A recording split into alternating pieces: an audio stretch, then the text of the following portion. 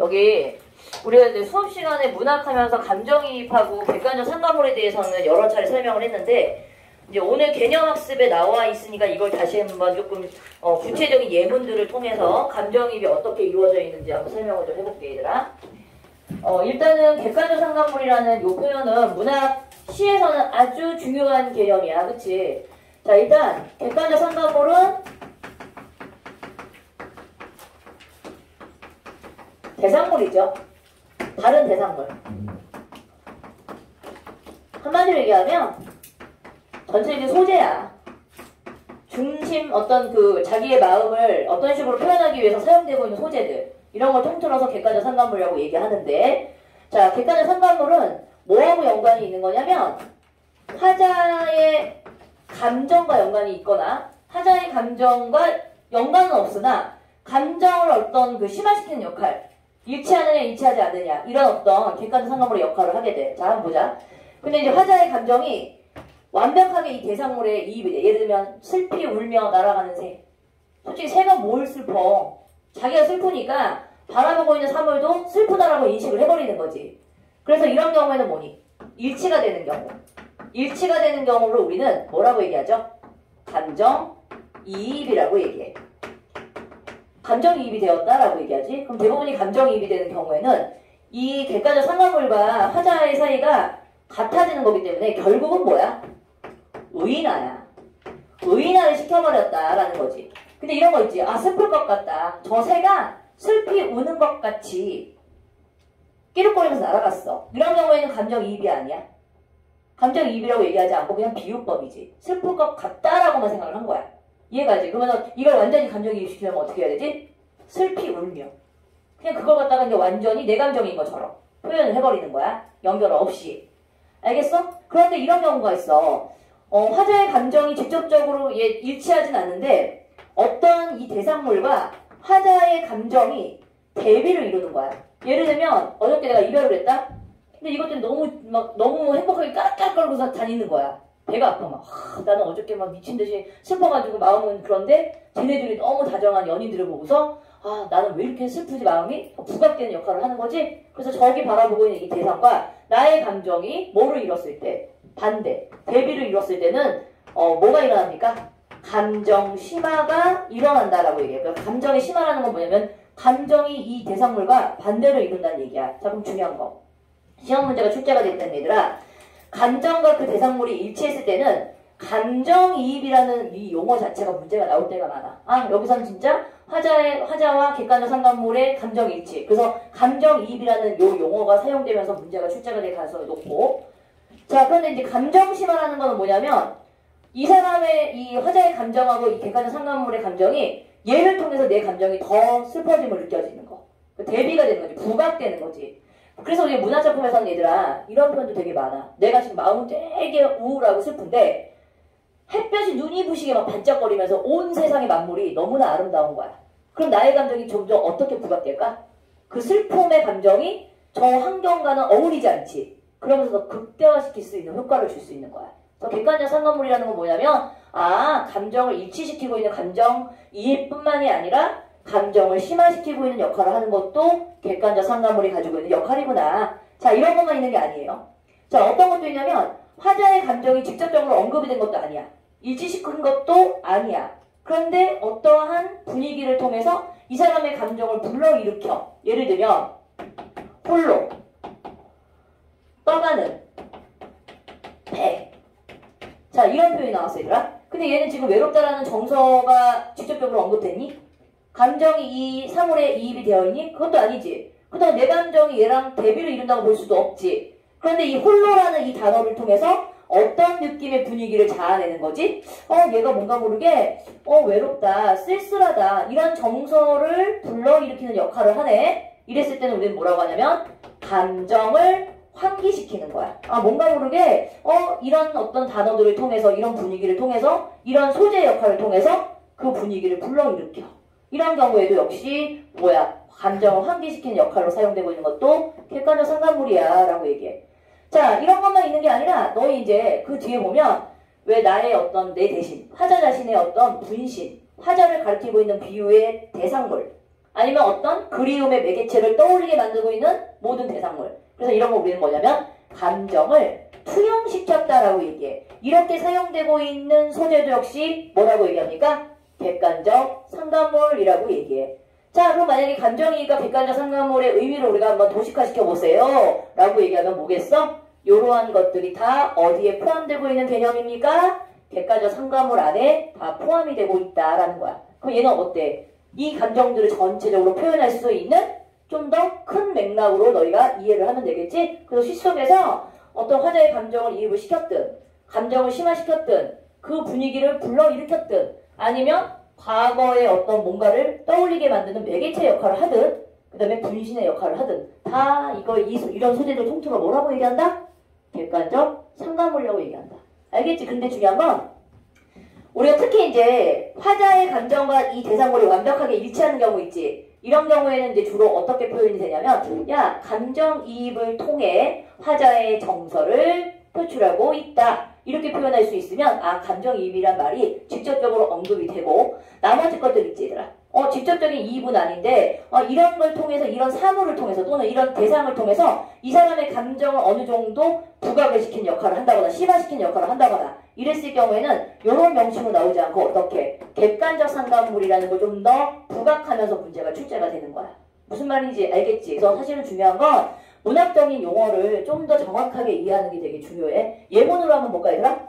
자, 붉은 애는 서산마루에 걸리었다. 사슴의 무리도 슬피 온다 라고 얘기했어. 그래서 사슴의 무리가 진짜 슬피 울까요? 얘네들이 우는지 없는지 우리는 알 수 없어. 인간의 감정이 어디에? 사슴의 무리에 완전히 이입이 되었지. 이런 경우에는 어떤 관계로 쓰인 거니? 이 객관적 상관물이 감정이입의 대상으로 사용되었구나.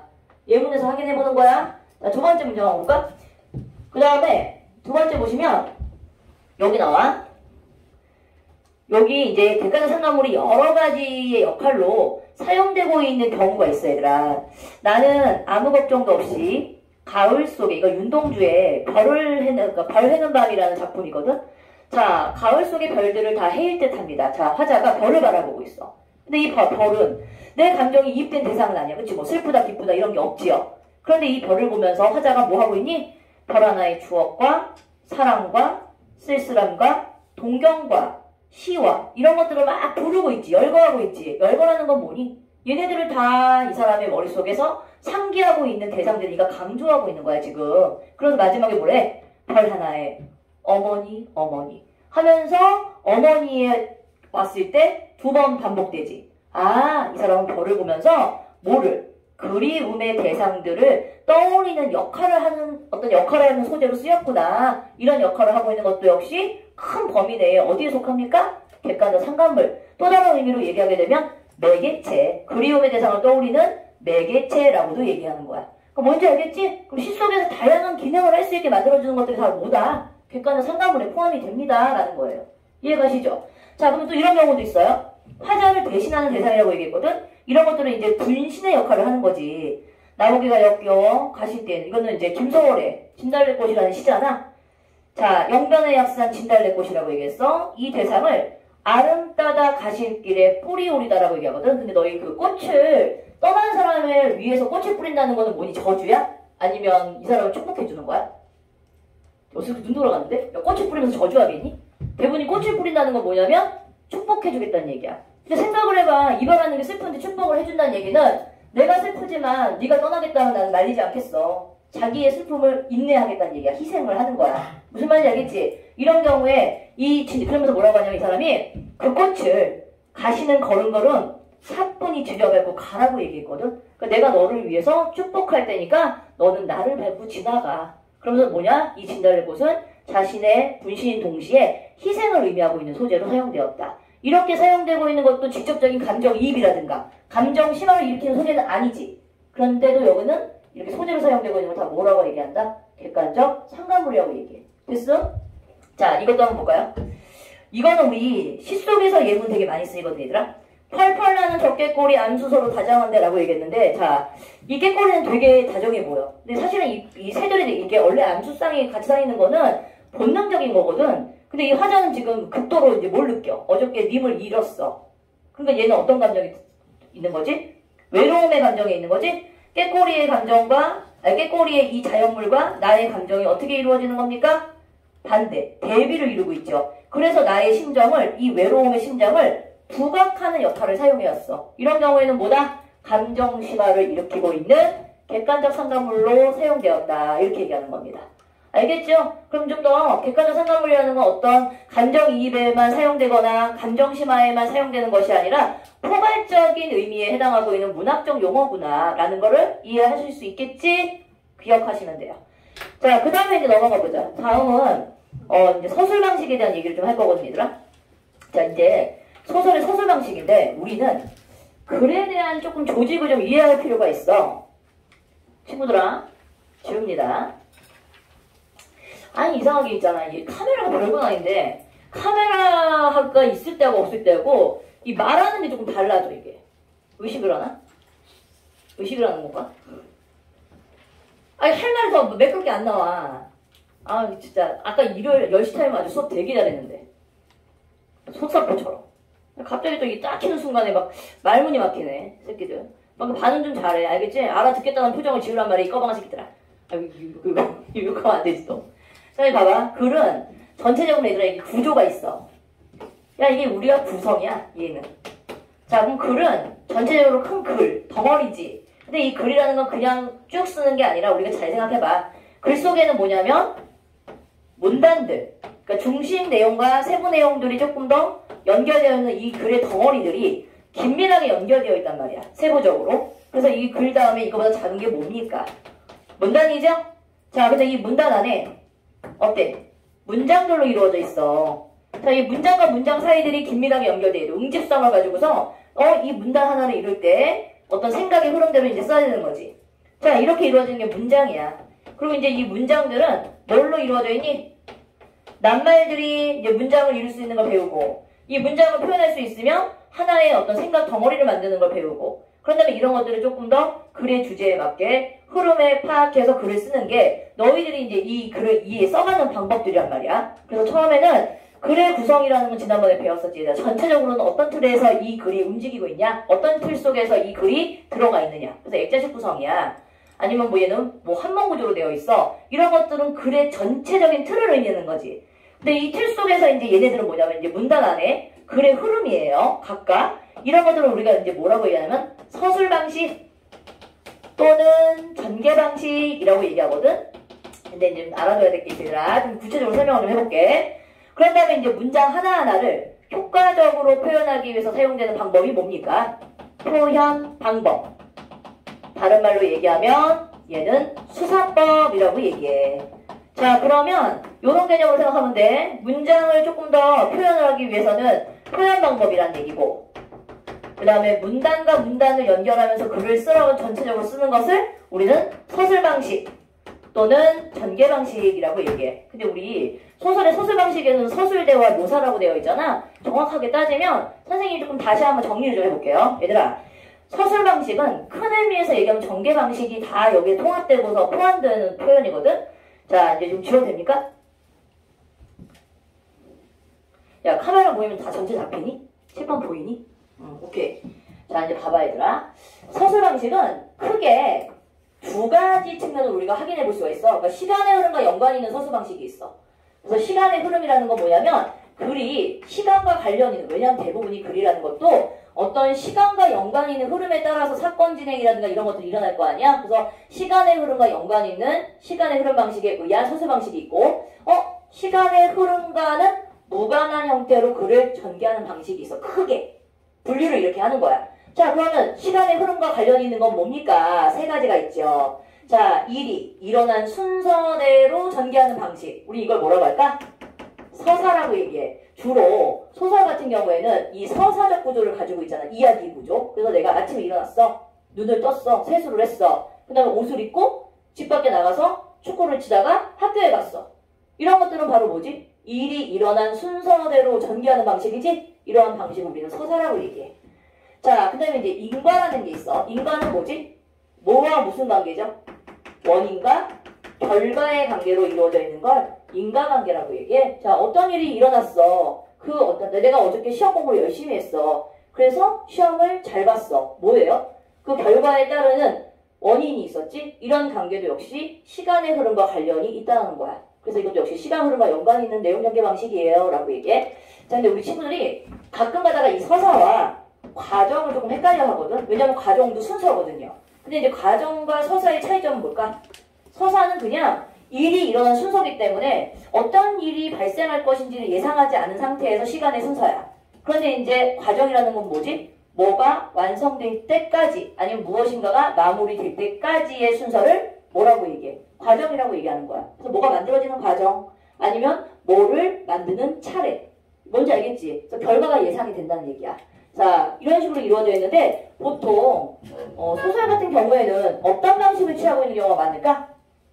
서사적 구조로 되어 있는 게 대부분이 이야기의 흐름이니까 시간의 순서니까 서사적이다라고 얘기하는 경우가 많습니다. 맞죠? 자, 그런데 이제 보자 얘들아. 시간의 흐름과는 무관하다는 얘기는 뭐냐면 얘도 소설 방식의 하나야. 자, 이제 크게는 너희들이 많이 알아요. 설명 방법이라는 게 있어 얘들아. 그러면 너희들이 이제 헷갈리면 안 된다.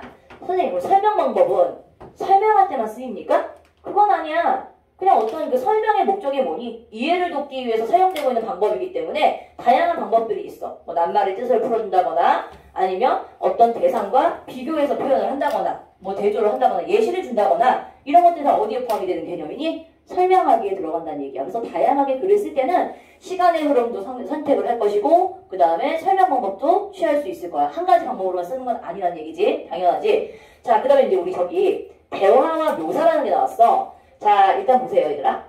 묘사 같은 경우에는 주로 어떤 때 사용하는 거니? 자, 아까 이제 객관적인 묘사라는 게 있고요. 객관적 묘사라는 건 주관적인 인식과는 거리가 멀게 그냥 있는 그대로를 표현하는 거야. 아, 옆에 오른쪽에는 카메라가 있고 왼쪽에는 책상이 놓여 있다. 둥그런 책상이 놓여 있다. 이런 모양을 그냥 자신의 어떤 주관적인 인식이 없이 그 공간을 잡아주는 방식으로 서술되는 방식이야. 마치 세부적인 사물들이나 대상물들을 그림을 그리듯이 표현하는 방법을 묘사라고 얘기한다.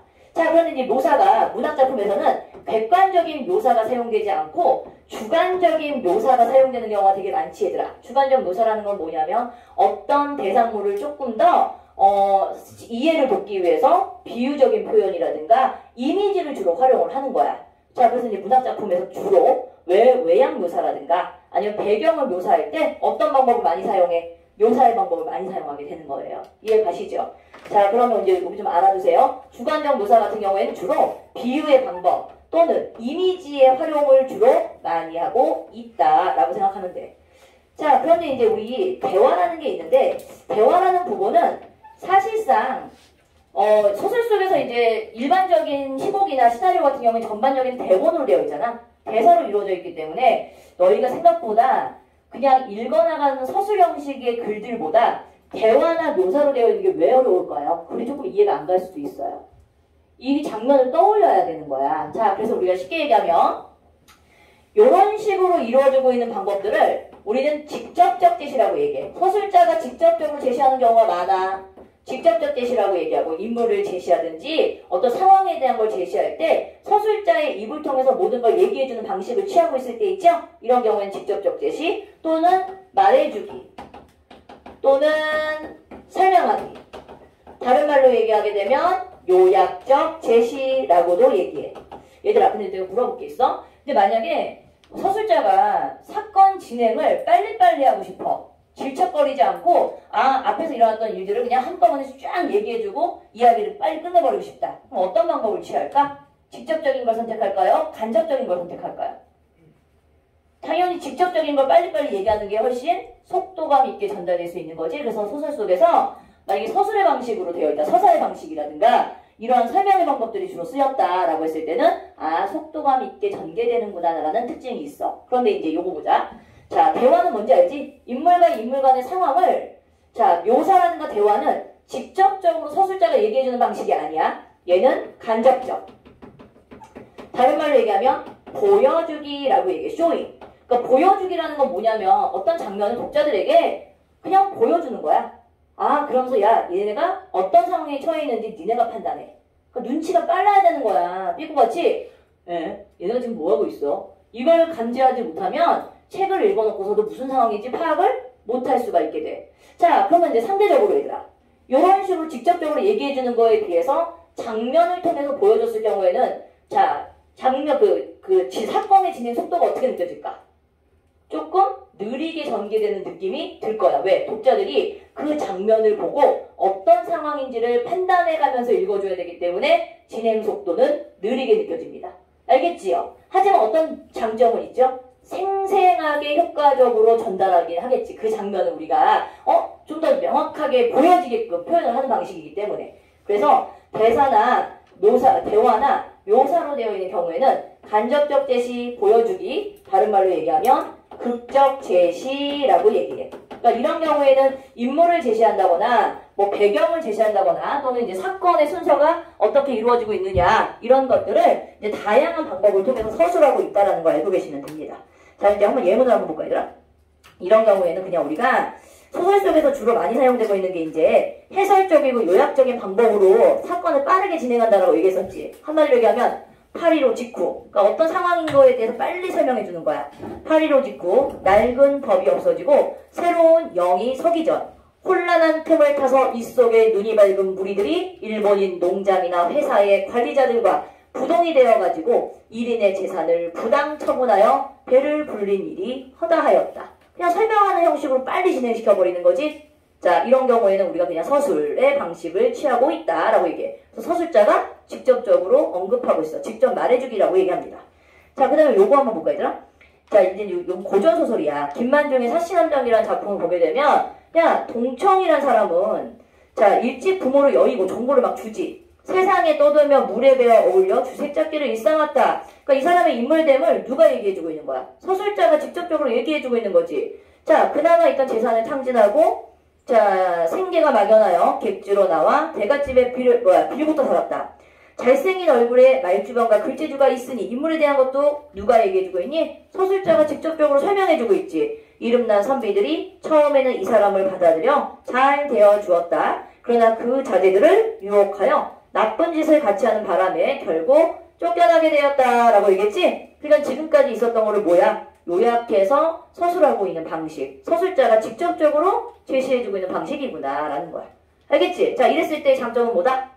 사건 속도가? 빨라요. 빠르고 그냥 빨리빨리 전개를 해버리고 그 다음 이야기로 넘어갈 수 있는 거야. 자, 근데 이제 상대적으로 보자, 얘들아. 대화로 이루어져 있는 부분입니다. 순환이대라는 작품을 너희가 중학교 때 많이 읽어보지 않았니? 아버지는 그 직용 나가가지고 팔을 다쳐서 오고 아들은 6.25 전쟁 끌려가가지고 다리 불구돼서 나타나고 있는 그 작품 있지? 보자. 진수야 불러. 예, 니 우야다 이리 됐노? 전쟁하다 일이 안 됐습니까? 수류탄 쪼가리에 맞았신다. 자, 그래서 이제 방언이 직접적으로 이렇게 대화의 방식으로 되어 있지? 그러니까 어떻게 전달되는 방식이지, 얘들아? 생동감 있게 표현이 되죠. 또 현장감 있죠. 왜? 사투리를 직접적으로 쓰고 있으니까 생동감 또는 현장감. 하지만 직접적으로 서술하는 방식을 통해서 장면을 통해서 보여주는 거기 때문에 조금 사건의 진행 속도가 느리게 느껴집니다. 왜냐면 이 장면을 통해서 독자들에게 어떤 상황인지를 파악할 수 있게 만들어주는 거거든. 그래서 얼른 낫지 않고 막 썩어 들어가기 때문에 군의관이 잘라버리던 병원에서 얘 아버지. 그래서 얘가 지금 어디야? 직접적으로 서술자가 얘기는 안 했지만 아들이 지금 다리가 지금 불구구나. 장애를 입었구나. 이런 상황을 우리가 판단할 수 있게 되는 거죠. 그래서 이제 두 가지 효과가 있는 거야. 서술자가 모든 정보를 주게 되면 독자들은 상상력이 저해가 될 수 있어. 그런데 이렇게 장면을 통해서 보여주면 어떨까? 상상할 수 있는 여지를 주는 거지. 그래서 이런 것들을 얘들아 작가들은 그냥 자기네들이 무조건 서술 방식만 취하는 게 아니라 대화도 썼다가 서술 방식도 썼다가 다양한 방법들로 구사하는 겁니다. 알겠지요? 그래서 한 가지 방법만 사용하는 게 아닙니다. 글을 전개하는 방식들이. 자, 그래서 이제 보자. 결국 이제 뒤로 넘어갑니다. 자, 이런 것은 또 중요한 게 메밀꽃필 무렵이라는 이 작품은 사실은 이제 이 배경이 굉장히 두드러진 작품이거든. 그러니까 소설 속에서 자, 배경이라는 게 말 그대로 뭐니 얘들아? 백그라운드야. 근데 배경은 뒤에 있는 거지. 그게 정면으로 나오진 않거든. 근데 배경이 때로는 되게 중요한 역할을 해. 예를 들면 인물의 심리를 암시하기도 하고 주제의식을 암시하기도 하고 앞으로 일어날 사건을 미리 보여주는 그런 역할을 하고 있기 때문에 그 배경이라는 것도 굉장히 중요해. 특히 이제 메밀꽃필 무렵 같은 경우에는 이 허생원이라는 사람의 인생과 이 메밀꽃밭은 매우 중요한 역할을 하고 있기 때문에 배경의 묘사를 조금 더 주의 깊게 보셔야 돼요. 낭만적인 작품이거든. 야, 낭만은 뭐지? 그냥 이게 얘기로 그냥 기계적으로 얘기하면 낭만적이지 않아. 자, 이제 보자, 이제 분위기. 자, 이제 이지로는 졌으나 보름을 가재지난 달은, 자, 이런 것들이 이제 묘사의 방법인 거야. 달은 부드러운 빛을 흡옷이 흘리고 있다. 달빛이 있다 이렇게 얘기하지 않았어. 흡옷이 달빛이 흐르고 있다. 이런 식으로 뭔가 있던 어떤 장면이 떠오르게끔 표현하는 방식인 거지. 그래서 사실 얘들아, 작가들이 글을 쓸 때 묘사의 방법 쓰는 게 굉장히 어려워요. 사실은. 대왕까지는 70리의 밤길. 고개를 둘이나 넘고 개울을 하나 건너고 벌판과 산길을 걸어야 된다. 자, 달은 또다시 뭐야? 지금 긴 허리에 걸려있다. 이런 표현들을 쓰는 거지. 묘사야. 자, 그런 다음에 뭐라고 하냐면 밤중에 지난 무렵인지 죽은 듯이 고요함 속에 짐승 같은 달의 숨소리. 너희 들어본 적이 있냐? 짐승 같은 달의 숨소리를 어떻게 들어? 이거 마치 뭐니? 비유적인 표현과 감각적 표현을 통해서 이미지로 표현하는 거야. 맞지? 그래서 잡힐 듯이 들리며 콩포기와 옥수수 잎새가 한층 달에 푸르게 젖었다라고 얘기했으니까 어떤 이미지? 시각의 이미지를 통해서 그 고즈넉하고 고요한 아름다운 밤길의 이미지를 표현하고 있어. 자, 그런 다음에 가보자. 산허리는 온통 메밀밭이 어서 피기 시작한 꽃이 소금을 뿌린 듯이라고 얘기했지. 그럼 소금을 뿌린 듯이니까 하얀 꽃들이 이렇게 막 그냥 흩어져 있는 거지. 꽃들이. 흐뭇한 달빛에 숨이 막힐 지경이다. 붉은 대궁이 향기같이, 자, 또 이제 지급법 많이 썼지, 얘들아. 애잔하고 나귀들의 걸음도 시원하다. 길이 좁은 까닭에 세 사람은, 자, 이러면서 이제 나귀를 타고 외줄로 늘어섰다라고 하니까 인물들이 어떻게 배치되어 있는지도 이 묘사를 통해서 보여주는 거죠. 자, 방울소리가 시원하게 딸랑딸랑 메밀밖으로 흘러들어갔다. 청각의 이미지 부각시켰지. 자, 앞장선 허생원의 이야기 소리는 꽁무니에선 동이에 합적하기는 안 들렸으나 그는 그대로 개운한 제멋에 적적하지는 않았다. 라고 얘기했어. 어때요? 이 작품은 묘사인데 묘사가 아까 얘기했던 객관적 묘사가 아니라 주로 주관적인 인상이 드러나는 그런 표현의 방식을 사용하고 있지. 얘들아, 주관의 인식이라는 건 뭐지? 한마디로 얘기하면 자기가 느끼는 그대로의 어떤 느낌. 감각적 표현을 중심적으로 써. 주로 비유의 방법으로 그려내고 있다라는 거야. 알겠지? 그래서 이 묘사가 되게 많이 들어가 있잖아? 그러면 사실은 그 장면을 떠올리기가 의외로 어려워. 왜냐면 니네들이 경험한 상황에서의 그림이 그려지지 않잖아? 그럼 이 배경이 지금 어떤 배경인 거지? 이런 것들을 조금 이제 좀 잘 몰입해서 읽어줘야 되는 특징을 가지고 있어. 그래서 이런 경우 봐봐 얘들아. 이거는 누구니? 서술자가 직접적으로 상황을 설명한 게 아니지.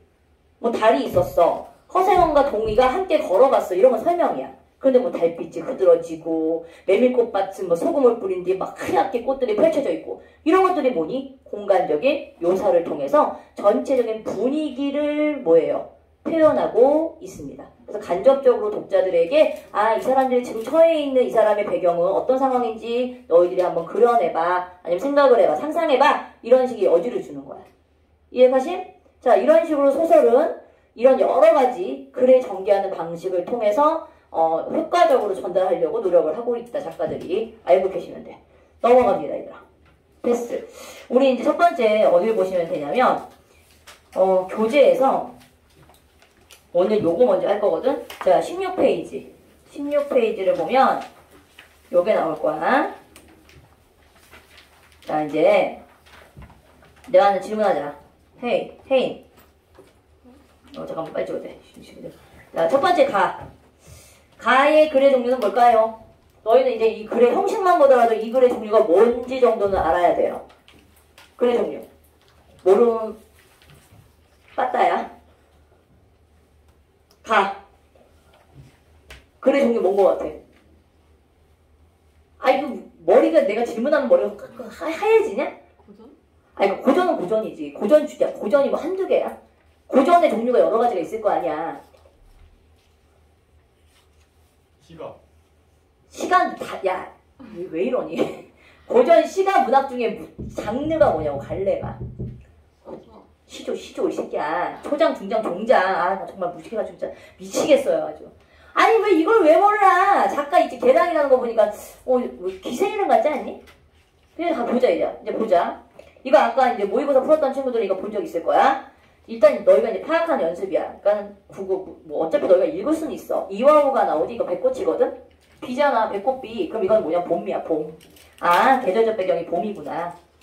이하고 헛부릴 때 울며 잡고 이별하니. 그럼 이 사람은 언제 이별한 거니? 봄에 이별했어. 자, 추풍 낙엽이 졌어. 그러니까 추풍 낙엽이면 이제 바람 부는 낙엽이 지는 계절이니까 언제입니까? 가을이죠, 얘들아. 봄에서 가을로 갔는데 저도 나를 생각하는가라고 하는 거 보니까 님이 있어 없어 지금 현재? 없지. 님의 부재야. 그럼 이 님이 부재하고 있구나라는 걸 알 수 있는 거지. 이별했구나. 안 돌아왔구나. 그래서 마지막에 뭐래? 천리에 외로운 꿈만 오락가락 하는구나. 자, 직접적으로 그리움이라는 단어는 없잖아. 근데 이별했잖아. 그리고 계속 이게 오락가락 한다는 얘기는 뭐냐면 님에 대한 그리움으로 지금 뭐다? 가득하구나 라는 걸 알 수 있는 거지. 그리움의 정서를 우리가 이끌어낼 수 있는 거야.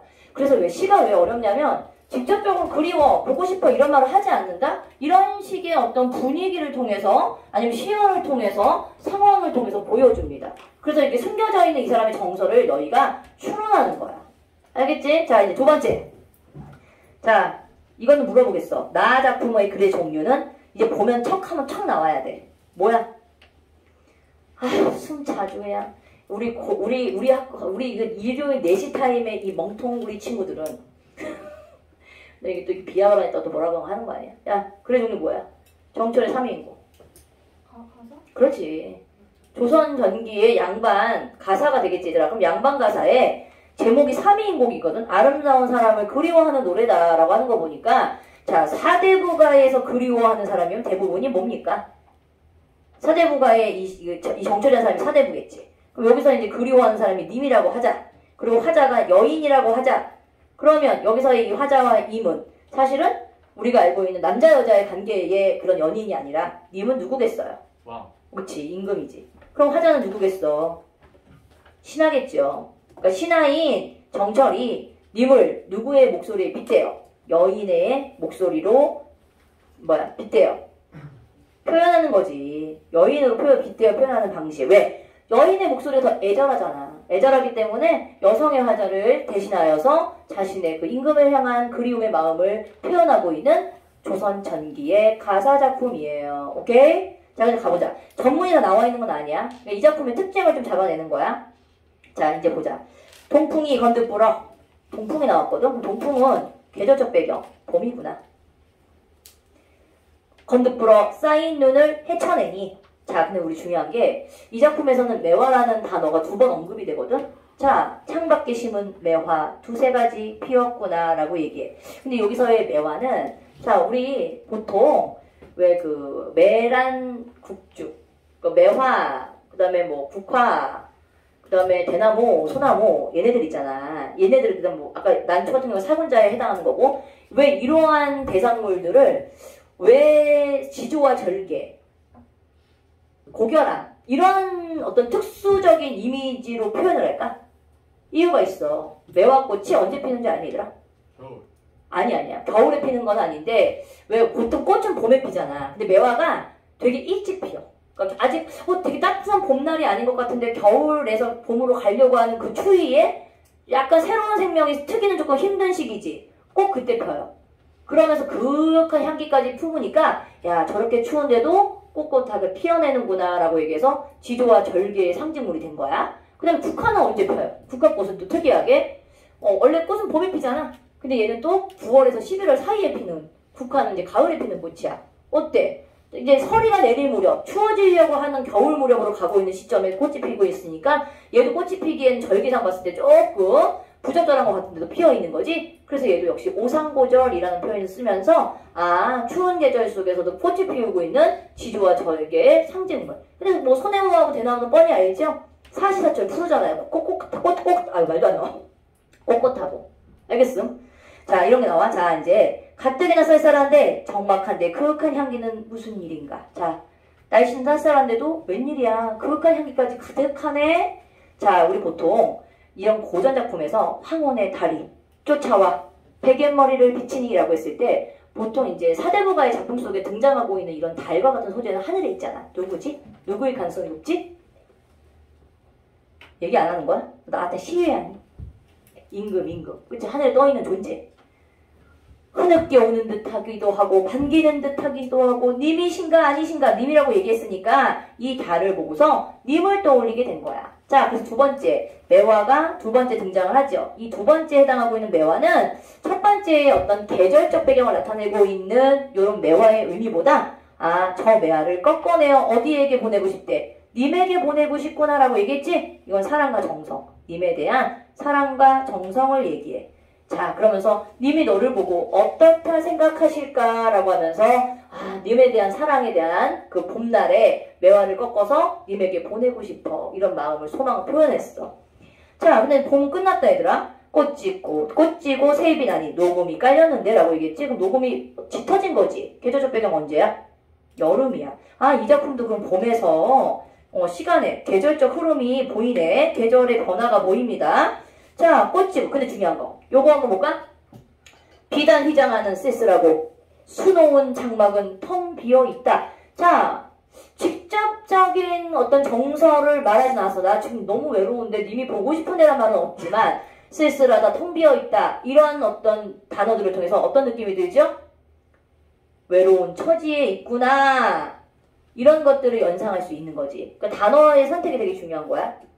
연꽃줄 수놓은 휘장을 걷고 공작이 그려진 병풍을 두르니 가뜩이나 시름 근심이 많은데 날은 어찌 이렇게 길던가. 왜 여름날은 낮이 길고 밤이 짧잖아. 그러니까 할 일이 어때? 잠도 안 오고 빨리 뭐 일이라도 해야 될 거 아니니. 그래서 뭐하니? 원앙이 그려진 비단을 베어 잘라놓고 오색실을 풀어내어 금으로 만든 자니까 금자. 굉장히 이제 정성스러운 물건들을 가지고 뭐 하는 거니? 임의 옷을 지어내니. 이것도 역시 뭐야? 여름날에 님을 향한 사랑과 정성을 의미하고 있는 소재구나. 그럼 너희는 이제 좀 센스를 발휘할 수 있겠죠. 이 작품은 봄, 여름, 가을, 겨울에 따라 님에 대한 사랑과 정성을 표현하고 있는 글이구나 라는 걸 알 수 있어. 그러면서 솜씨는 물론이거니와 격식까지 갖추었구나. 자화자찬. 자기가 막 솜씨가 훌륭한데 그러면서 자화자찬하고 있어. 산으로 만든 지게 위에 배곡함에 담아두고 님에게 보내려고 님 계신 곳을 바라보니. 자, 산인가 구름인가 험하기도 험하구나라는 거 보니까 야, 님에게 이걸 보내고 싶은데 누구 때문에? 산하고 구름 때문에 막혀 갈 수가 없구나. 이런 얘기가 똑같은 거지. 그럼 얘는 뭐니? 님에게 가고자 하지만 장애물이 되는 역할이겠죠. 그러면 이 사람이 이제 신하라고 볼 때 이 사람은 임금과 나 사이를 갈라놓고 있는 어떤 간신배, 이런 존재라고 이제 인식을 할 수 있어. 자, 천리말리길은 먼 길은 누가 찾아갈 것인가? 가거든 열어두고 나를 본 듯 반기실까? 이러면서 이제 3인곡의 일부가 끝났어. 자, 가을도 나오고 겨울도 나오는데 요 본문에는 생략되어 있다 얘들아. 알겠지? 너희가 이제는 고전 문학이 나왔네? 그럼 이 글의 종류가 뭐네? 이 정도는 너희가 알아야 돼. 형식만으로도 알 수 있어야 되는 거지. 오케이. 자, 그 다음에 여기 봐봐. 옆에. 얘들아, 이 글은 너희 나랑 부교재에서 무소유라는 작품 지난번에 잠깐 읽었었지. 무소유가 간디의 인용 구절을 넣으면서 표현했던 글인데 무소유가 그냥 한 내용만 있는 게 아니라 수필집이야. 그래서 이제 이 무소유와 관련된 여러 가지 에피소드들로 이루어져 있는 글이라 이번에는 난초와 연관이 있는 화자의 경험. 자, 이런 수필입니다. 수필 같은 경우에는 경험을 바탕으로 해서 깨달음. 그래서 이 깨달음을 통해서 독자들에게 교훈을 주고자 한다라는 거야. 목적이 그래. 자, 나는, 그럼 여기서의 나는 누구겠어? 소설 속에 나와는 다르지? 작가 자신이야. 자, 지난해 여름까지 난초 두 분을 정성스럽게 정말 정성을 다해 길렀었다. 3년 전 거처를 지금의 달해연으로 옮겨왔을 때 어떤 스님이 우리 방으로 보내준 것이다. 혼자 사는 거처라 살아있는 생물이라고는 나하고 그 애들 뿐이었다라고 얘기했지. 근데 이 난초를 그냥 뭐 난초라고 얘기하지 않고 그 애들이라고 표현을 했잖아. 일단 의인화 시켰지. 의인화 시켰으니까 이 의인화를 통해서 이 대상을 어떻게 생각하고 있다는 걸 알 수 있지. 굉장히 친밀한 대상, 친밀감, 친근감 요런 대상으로 인식하고 있구나라는 걸 알 수 있어. 그럼 아이들이 얘들아, 의인화 자체가 그 대상과 나는 같은 어떤 동격의 존재로 바라보고 있는 거기 때문에 친근감의 표현이 될 수 있다. 자, 그 애들을 위해 간계서적을 구해다 읽었고 그 애들의 건강을 위해 하이포넥스라는 하는 비료를 구해오기도 했다. 어떠니 아주 지극정성으로 난초를 이제 기른 겁니다. 자식을 대하듯 여름철이면 서늘한 그늘을 찾아 자리를 옮겨주어야 했고 겨울에는 그 애들을 위해 실내 온도를 내리고 냈다. 자, 이런 정성을 일찍이 부모에게 바쳤더라면 자기가 이제 약간 이제 돌이켜보니까 야, 내가 이렇게 진짜 효도를 했었으면 진짜 내가 진짜 효자 소리 들었겠다. 이렇듯 애지중지 가꾼 보람으로 이른 봄이면 은은한 향기와 함께 연두빛 꽃을 피워 나를 설레게 했고 입은 초승달처럼 항시 청정했었다. 우리 달에원을 찾아온 사람마다 싱싱한 난초를 보고 한결같이 좋아라 했다. 자, 지난해 여름이라고 얘기했었지. 그럼 여름장마라고 얘기했으니까 여기서도 역시 계절의 흐름이 느껴지는 표현들이 나와 있지요. 지난해 여름 장마가 갠 어느 날 봉선사로 운어노사를 뵈러 간 일이 있었다. 화자의 경험을 제시합니다. 그냥 나 이 사람 만나러 간 적이 있었는데 라고 하면서 이제 자신의 경험 얘기를 해. 한낮이 되자 장마에 갇혔던 햇빛이 눈부시게 쏟아져 내리고 이런 것들은 사실 묘사의 방법인 거지 얘들아. 앞개울 소리에 어우러져 숲속에서는 매미들이 있는 대로 목청을 도두었다. 이런 것들은 묘사 방법이야. 아차.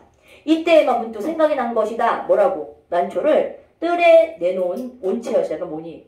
자기가 여기에 난초에 몰입이 되어 있으니까 다른 일을 할 수 있겠니? 없겠니? 없겠지. 자, 모처럼 보인 찬란한 햇볕이 돌연 원망스러웠다. 뜨거운 햇볕에 늘어져 있는 난초잎이 눈에 아른거려 더 지체할 수가 없었다. 허둥지둥 그 길로 돌아왔다. 아니나 다를까 잎은 축 늘어져 있었다. 안타까워하며 샘물을 길어다 죽여주고 했더니 겨우 고개를 들었다. 하지만 어딘지 생생한 기운이 빠져나간 것 같았다. 나는 이때 여기서 깨달았죠. 온몸으로 그리고 마음속으로 절절히 느끼게 되었다라고 했으니까 이 사람이 지금 지극히 집착이 괴로움인 것을 이라고 얘기했지? 그러니까 그동안 난초에 너무 집착해서 근데 이게 근데 사실은 좋게 얘기하면 지극정성 아니야? 근데 이게 가끔 가다가 너무 지나치면 뭐가 될 수 있지? 집착이 될 수 있는 거 맞아. 왜 우리 부모님들이 왜 자식을 너무 애지중지 하다 보면 너무 집착하는 경우 있잖아. 어우 숨 막히게 너 어디 갔다 왔어? 오늘 누구 만났어? 오늘 공부를 얼마만큼 했어? 경서가 그런 걱정 안 하지? 너는 집착 뿌리 하잖아. 그러니까 숙제도 그냥 그렇게 안 했는데도 그냥 저렇게 행복하게 살고 있지 않니? 맞아 안 맞아? 나는 난초에게 너무 집념해버린 것이다 라고 얘기했어요. 집념이 나쁜 건 아니야. 너무 지나쳐서 왔을 때 항상 얘기했잖아. 집념이 너무 심하면 자신을 너무 구속해. 속박하게 되는 거니까 오히려 어떤 느낌? 이 집착에서 벗어나야겠다는 결심을 했다. 이게 이제 깨달은 거죠. 나를 가꾸면서 산철에도 나그네 길을 떠나지 못한 채 꼼짝을 못했다. 밖에 볼 일이 있어 잠시 방을 비울 때면 환기가 되도록 들창문을 조금 열어놓아야 했고 문을 내놓은 채 나가다가 뒤미처 생각하고는 되돌아와 들여놓고 나간 적도 한두 번이 아니었다. 그것은 정말 지독한 집착이었다. 무소유의 일부의 글을 가지고 자신의 경험을 통해 집착이라는 것이 정말 소유에 대한 집착으로 연결된 지독한 집착이었다는 걸 깨달은 거지. 독자들에게 이제 이걸 전달하는 거예요. 자 이제 봅니다. 이제 아까 이거 이제 모의고사에 나왔던 똑같은 문제인데 한번 볼게. 야, 가에서 다까지의 공통점으로 가장 적절한 건 몇 번입니까? 자 일단 내가 아까 얘기했던 공감정적 표현이 두드러지게 보이지 않았어. 감정이입도 보이지 않았어. 뭐 미래의 전망도 안 보였어. 비판적 태도 더더군다나 없어. 이거밖에 없네. 그치? 이 세 가지의 공통점이 아까 다 계절의 흐름과 연관이 있었단 말이야. 자, 두 번째. 이거 볼까요? 자, 이제 이거 사실 안 읽어봐도 되지만 이제 읽어봐야지. 고전 시가에서는 이제 헤어지는 어떤 그리움의 변함없는 사랑을 여성화자의 목소리로 표현한 작품들이 많다라고 얘기했거든. 근데 가처럼 여성 작가가 자신이 실제 겪었던 이별의 상황과 아픔을 진솔하게 표현했고 나처럼 남성의 사대부가 임금의 곁에 멀어져 있는 자신의 처지를 이별한 여인의 모습으로 빗대어 노래하기도 하였다. 자 그럼 가의 님은 실제 경험한 여인, 그 다음에 나의 님은 당시의 임금. 맞아 틀려? 맞겠지? 그럼 지우는 거야.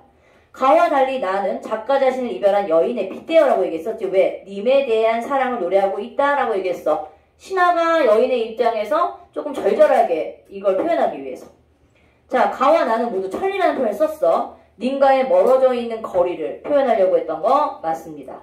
자, 근데 우리 4번 볼까 얘들아? 이와 우는 그 다음에 산과 구름은 변함없는 화자의 사랑이 아니고 이건 이별한 시기죠. 이별한 때를 얘기하는 거고 그 그 다음에 여기서 말하고 있는 상가부름은 나와 님 사이를 가로막고 있는 장애물이 되는 거지.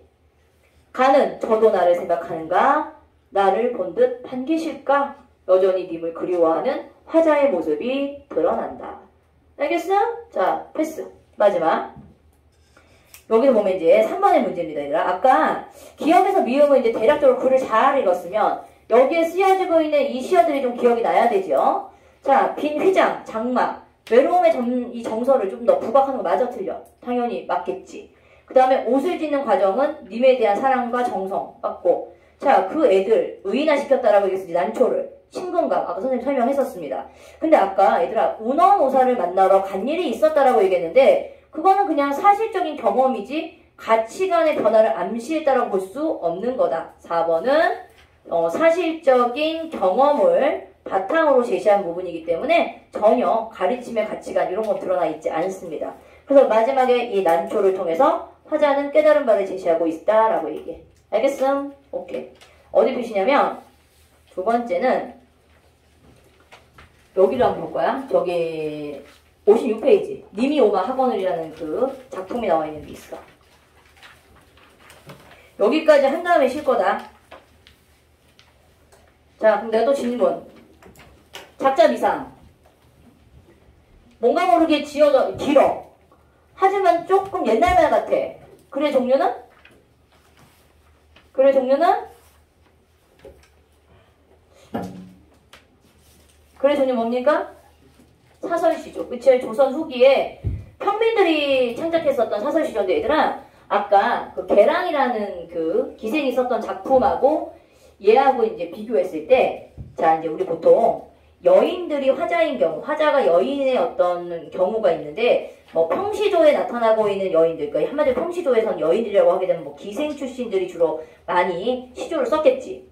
그 다음에 이제 사설시조에서는 그냥 일반 평민들이겠죠. 이 평민들이 쓴 작품들을 비교해보면 어떤 차이점이 있냐면 그러니까 사랑하는 어떤 이 연가라고 했을 때 주제의식이 같다. 뭐 예를 들면 연가에 관련된 사랑 노래 사랑의 노래를 한다라고 했을 때 기생이 쓴 이런 작품들 그 약간 그 평시조의 단시조의 형태로 되어 있는 것들은 대부분이 어떤 작품이니? 우아해요. 약간 우아하고 세련된 표현으로 표현이 되고 있는 반면에 사설시조 같은 경우에는 조금 투박하지만 진솔하고 해학적인 또는 이제 소박한 이런 어떤 정서를 표현하는 특징을 가지고 있어. 그래서 이제 어떤 식으로 표현하고 있는지를 한번 볼게 얘들아. 내가 분명히 이제 뭔가 진솔하고 해학적이야. 그다음에 이제 소박해. 이런 것들을 이제 소탈하게 표현하는 거지. 나에게 속마음을 감추지 않는 거야.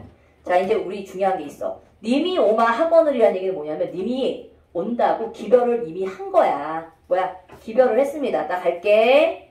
기별했음. 기별을 안 하고 소식이 무작정 기다리는 게 아니야. 님이 오마 학원을 자 어때? 당연히 우리 님이 언제 올까 하면서 저녁을 일찍 지어 먹고 자 이 여자 이제 행동을 보세요. 중문 나서 대문 나가 지방 위에 올라 앉아 이거지. 손으로 이마를 이렇게 가리고서 어디 좀 왔나 이렇게 보고 있는 거야. 자 근데 건넌산을 바라보니 이거 되게 중요한 거머히뜩 서 있는 것이 저것이 님이로구나. 뭐예요? 얘를 보고 착각을 일으키게 되는 거지. 근데 이 다음부터 이 여인의 행동을 한번 볼래 얘들아. 버선을 벗어 품에 품고 신 벗어 손에 쥐고 자 곰비 님비 곰비 천방 지방 천방 어떤 느낌 들어? 굉장히 급박하게 빠르게 그냥 정신없이 달려가고 있구나. 생동감 있게 아주 급한 마음을 급한 어떤 행동 상황 이런 것들을 음성 상징어를 통해서 표현하고 있지? 야 진대 마른데 가리지 말고 위렁퉁탕 건너가서 자 보고 싶었어 뭐 이런 말 하려고 했었어. 정옛말을 하려고 곁눈으로 흘끗 보니 이런 젠장을 아니 님이 아니야. 작년 7월 사나울 껍질 벗긴 주추리 3대가 서 있는 게 아니야. 자 그럼 여기서 주추리 3대는 뭐게요? 그 산삼 있지. 인삼 그러니까 사람 모양으로 돼 있잖아. 그걸 말려놓은 걸 보고서 뭐 한 거니? 착각한 거야. 너무 급해가지고. 근데 이런 착각 왜 해? 너무 기다렸으니까. 그러면서 뭐라는 줄 알아? 얄밉게도 날 속였네 이러고 있어. 솔직히 얘가 속였냐? 지가 속았지? 약간 반어적인. 근데 이런 표현이 약간 해악적이지. 아, 지가 속아놓고서 나를 속였네? 이런 나쁜 놈. 자, 근데 이제 못 참아. 근데 시침이 되는 거야. 어우, 그럼 다행이다. 밤이었을 망정이지 행여나 낮이었으면 어쩔 뻔했니? 그러면서 나무길 뻔했구나 라고 얘기하면서 자기 행동에 대해서 조금 이렇게 다행이야 이러고 있는 거죠. 왜냐면 이 당시에 여인의 어떤 삶이라는 게 그 당시에는 막 이렇게 적극적인 입장이 아니잖아요. 뭐 얼마나 님이 보고 싶었으면 벗은 발을 갖다가 이 신발도 신지 않은 상태로 달려나갔겠냐. 그러니까 이런 상황을 너희가 한번 생각을 해보는 거야. 이 여자 진짜 그 님을 너무 보고 싶었구나. 대민아 어때? 넌 이 마음을 이해하니? 아니요. 아 진짜로? 아니 이렇게 그 그리움의 이 급한 마음을 이해 못해? 아 별로네. 정서 공감이 전혀 안 되는 거네. 맞아.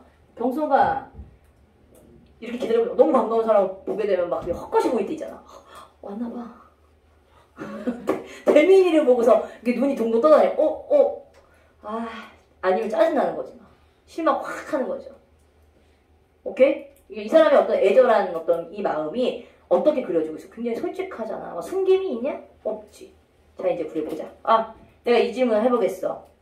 자, 나 작품의 글의 종류는 뭘까요? 이거 알아맞히는 친구에게 비타 500을 드리겠어요. 필요 없어도 그냥 받으세요. 그냥 한 번에 맞춰야 돼. 작자 비상. 동동. 몰라? 아는 놈. 어쩜 이렇게 무식한 애들만 여기 앉아있지? 아니 도대체가 왜 모르는 거야? 그랬더니 시입니다 막 이러고 있어요. 아니 시라고 얘기할 수 없지. 일단 작자 미상이야. 그치? 그리고 좀 특징이 보인다라고 하게 되면 매 연마다 뭐가 깔려있냐 후렴구가 있어. 그럼 이런 종류의 글은 고전시가에서 뭐밖에 없을까? 또 몰라. 그러니까 모르는 거 투성이야. 몰라요? 그거 고려가요. 그렇지. 고려가, 야, 니네가 뭐 배워봤자 뭐 배웠니? 한가 아니면, 고려가요 아니면 시조 아니면 가사야. 그쵸? 이거 가지고 고민할 거리가 없는 거예요, 빠따들아. 보는 순간, 고려가요네. 고려가요. 자, 고려가요에 대한 특징을 좀 다시 한번 설명을 좀 해보겠습니다. 우리 친구들은, 뭐라고 해야 되지? 그럼 대민아, 비타 500은 먹겠어, 안 먹겠어? 쌤 주세요. 너무 사소하다 이거야. 너무 단칼에 거절하니까 재미없는데. 주셔야죠. 그래도 상금인데 이거 이렇게 나와야 되는데. 고려가요. 야 이제 보자 얘들아. 고려가요는 어떤 특징을 가지고 있냐면 일반적으로 그냥 고려 때 불렀던 민요야. 근데 입에서 입으로 전승이 되어 오다가 자 여기서 스탑. 입으로 전승이 되어 오다가라고 얘기했어. 현대까지 전해 올 때까지 얘가 입으로 구전되었을까? 절대 아니겠지? 고려 때는 입으로 불려지던 평민들의 어떤 그런 그 진솔한 삶의 내용들 담고 있는 노래였는데 얘네들이 어디에 와서 조선에 이르러서 언제 이후에 훈민정음 창제 이후 뭘로 기록돼? 문자로 기록돼서 전해옵니다. 그래서 얘는 무슨 문학에 속합니까? 기록문학에 속해요 라고 얘기하는 거야. 기록문학이야. 그치? 자, 그래서 조선의 훈민정음 이후에 문자로 기록이 되면서 이 노래들이 궁중악이면 이제 궁중에서 연주하는 음악들 있지? 궁중악으로 편입되는 경우가 되게 많았어 얘들아. 그러다 보니까 왜 전체적인 노래의 내용하고 좀 어울리지 않는 부분들 있지? 우린 그걸 뭐라고 얘기하냐면 이질적인 부분, 내용이 조금 두드러지게 이 내용하고는 어울리지 않는데 상황이 이런 것들이 삽입이 되어 있어. 특히 이제 이 동동도 역시 동동 같은 경우에도 이제 1년부터 13년까지 이루어져 있는 이제 원령체의 노래인데 전체적으로는 다 님을 사랑하고 있고 님을 보고 싶어하는 연가 사랑 노래야. 근데 딱 1년 서사 부분만 생뚱맞은 내용이 딱 들어가 있는 거지. 그랬을 때 우리는 추론할 수 있어. 공문학적으로 이 작품은 후대에 얘가 이제 그 조선으로 오면서 기록되는 과정에서 삽입되었을 가능성이 있겠구나. 이렇게 추론을 할 수 있는 겁니다. 알겠냐? 자, 근데 우리는 여기 전문이 나와 있는 건 아니야, 얘들아. 정월이면 1월인데 앞부분에 있는 서사 부분이 빠져있고 여기에 있는 내용들도 전체 나와 있는 게 아니라 1월, 5월, 6월 이런 식으로 띄엄띄엄 나와 있어. 그럼 일반적인 이제 고려 가요에 대한 설명을 조금 잠깐 해볼게. 이제 민요적인 율격을 가지고 있기 때문에 민요적 율격이니까 보통 몇 음보예요? 삼음보의 율격을 가지고 있고 삼음보인데 조금 현대시의 삼음보하고 조금 달라. 얘는 글자 수의 배열이 3, 3, 2조의 음수율을 갖추고 있는 경우가 많습니다. 대체로. 자, 그 다음에 이제 얘는 좀 특징적인 게 뭐냐면 지금까지 뭐 향가라든가 그 다음에 일반적인 가사문학이라든가 이런 것들은 연 단위로 나눠져 있지 않잖아. 근데 얘는 어떻게 되어 있니? 연 단위로 나눠져 있어. 분연체 또는 분절체의 형태를 띠고 있습니다. 라는 거야. 그 다음에 이제 얘가 특징적인 게 있다. 각각의 노래들이 다른 후렴구들이 항상 있어. 의미는 없지만 음악적 요소를 좀 부각하고 있는 후렴구나 여음구가 있다. 여음구는 이제 홍을 돋구고 있는 여음구가 존재합니다. 라는 거. 그 다음에 이제 내용적인 측면으로 봤을 때는 얘네들이 사실 이제 조선조에 이르면서 유교적인 사상에 위배되고 있는 내용들 있지. 뭐 예를 들어 남녀 상열지사, 남녀 간의 사랑 이야기라든가 이런 것들은 이건 컷이야. 우리 정서에 안 어울려. 그래서 걔를 계속 삭제시켜. 그래서 사실 전해오고 있는 작품들의 수들이 상당수 많이 이제 삭제가 되었기 때문에 전해오지 않는 겁니다. 그래서 우리는 고려가요를 민요라는 어떤 개념이긴 하지만 우리한테 전해올 때는 기록되어 있는 것만 배우기 때문에 얘는 기록문학이에요 라고 얘기하는 거야. 자, 그래서 요거는 이제 뭐가 나오냐면 진솔한 고려인들의 삶을 이 노래를 통해서 우리가 확인해 볼 수 있는 것들이지. 자, 그럼 우리 한번 보자. 내용을 설명하고 쉬는 게 낫겠지? 별 생각 없으면 그냥 설명할게요. 맞죠? 자, 우리 이제 좀 중요한 게 나와. 자, 첫 번째 여기서 보면 정월의 냇물은 봐봐. 정월의 냇물은 얼음이 녹았다, 얼었다 녹았다 하는데라는 얘기는 자 1월이지. 여기서 이 냇물은 이제 봄이 오려고 하는 이제 얼음이 왜 날씨가 풀리면 녹았다가 다시 추워지면 얼었다가 어떤 기운을 느끼면서 얘는 왔다 갔다 하지. 그런데 누구는 세상 가운데 태어난 이 몸은 홀로 변함이 없이 홀로 살아가는구나 라는 거니까 뭐니? 나의 처지와 얘는 뭐를 이루죠? 대비를 이루지. 반대인 거야. 야, 나는 혼자서 이렇게 변함없이 살고 있어. 대비를 이루고 있는 소재로 사용됐기 때문에 이 냇물은 뭐라고 얘기할 수 있을까? 아까 선생님이 설명했던 것 중에서. 또 몰라요? 객관적 오케이. 객관적 상관물이야. 동동은 시험 문제에 나오잖아. 나오는 게 정해져 있다 얘들아. 이렇게 객관적 상관물을 나타내고 있는 소재들이 몇 군데 보이고 그 다음에 이제 화자 자신을 나타내고 있는 소재가 몇 개 보이고 그 다음에 님을 예찬하고 있는 소재가 몇 개 보여. 이런 것들만 구분할 수 있으면 되고 자, 각 연마다 자 1월, 2월, 3월, 4월 이렇게 월령체, 달거리 노래로 되어 있는 게 동동의 특징이야 얘들아. 자 1월 노래였어. 그 다음에 이제 세시풍속이 드러나 있는 5월 5일 단오죠. 단오날 아침 약은 천년을 오래 사실 약이라 밭이 옵니다 라고 얘기했으니까 님의 만수무강 오래 사세요. 이런 거를 만수무강을 기원합니다 라고 얘기해. 빕니다. 오래오래 사세요. 이렇게. 자 6월 보름이 나오니까 6월에 어떤 세시풍속이 드러나. 벼랑에 버린 빛 같구나 라고 얘기했지. 이 빛이 바로 뭡니까? 화자의 분신을 의미하고 있어. 화자. 빛 같구나. 왜 화자라고 생각할 수 있냐면 돌아보실 님을 잠시나마 따르겠습니다. 화자가 마치 난 저 벼랑 끝에 버려진 빛과 같은 처지야. 그래서 이 빛은 누구와 일치되고 있는 대상? 화자와 일치되고 있는 대상. 자, 7월 보름 백중날이라고 얘기했지? 역시 백중도 세시풍속. 내가 네모칸 친 이 계절에는 세시풍속이 드러나 있어. 라는 거 알고 있어. 뭐 하지? 함께 지내고자 하는 소원을 비옵니다. 라고 하니까 이번 연에서는 그러니까 함께 지내고 싶구나. 라는 소망이 드러나 있구나. 소원을 빌고 있는 부분. 자, 또 나와. 10월, 잘게 썬 보리수 나무. 자, 같구나라고 얘기했지? 그러면 뭐래? 그 뒤에 연결되는 거 보면 꺾어버리신 후에 지니실 한 분이 없어라 라고 얘기하는 건 무슨 말이야? 야, 이 꺾어져 버려져 있는 나의 처지와 같구나. 얘도 역시 뭐니? 화자 자신을 의미하고 있는 소재야. 분신이야. 이렇게 쓰인 거야.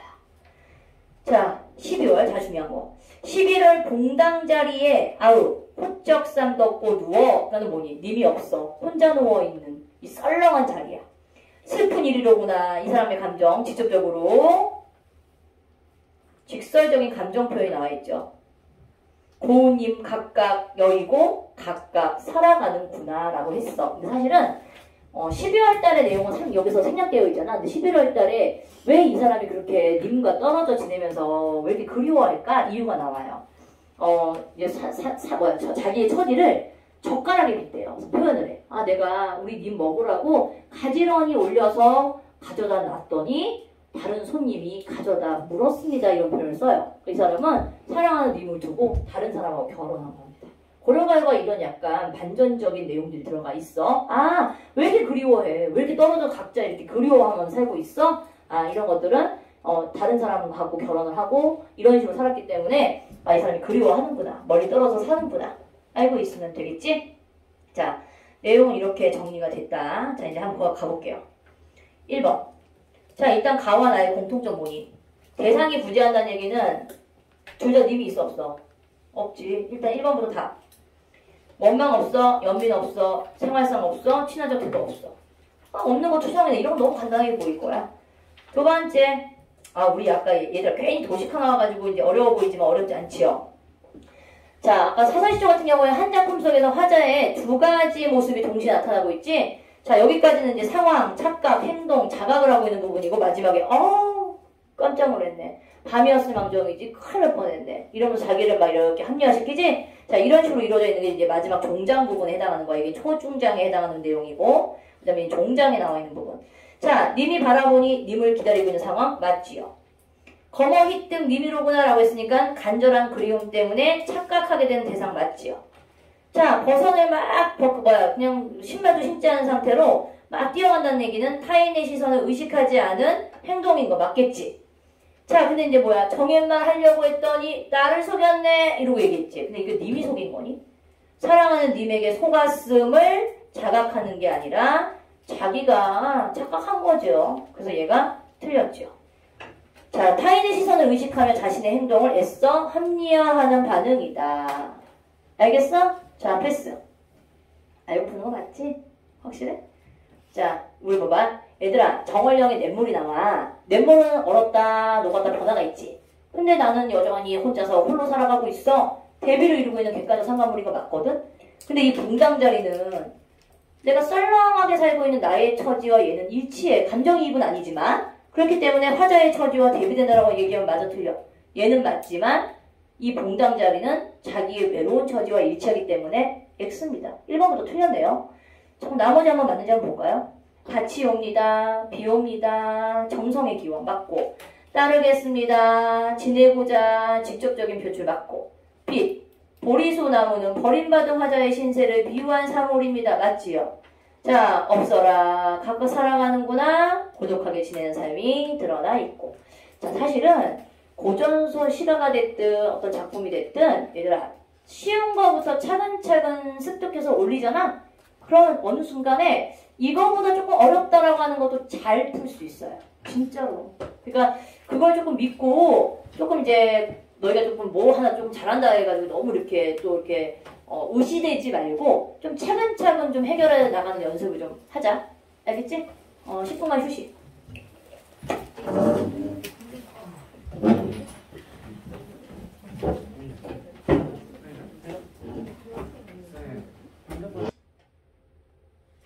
자, 이제 소대성전 몇 페이지? 71페이지.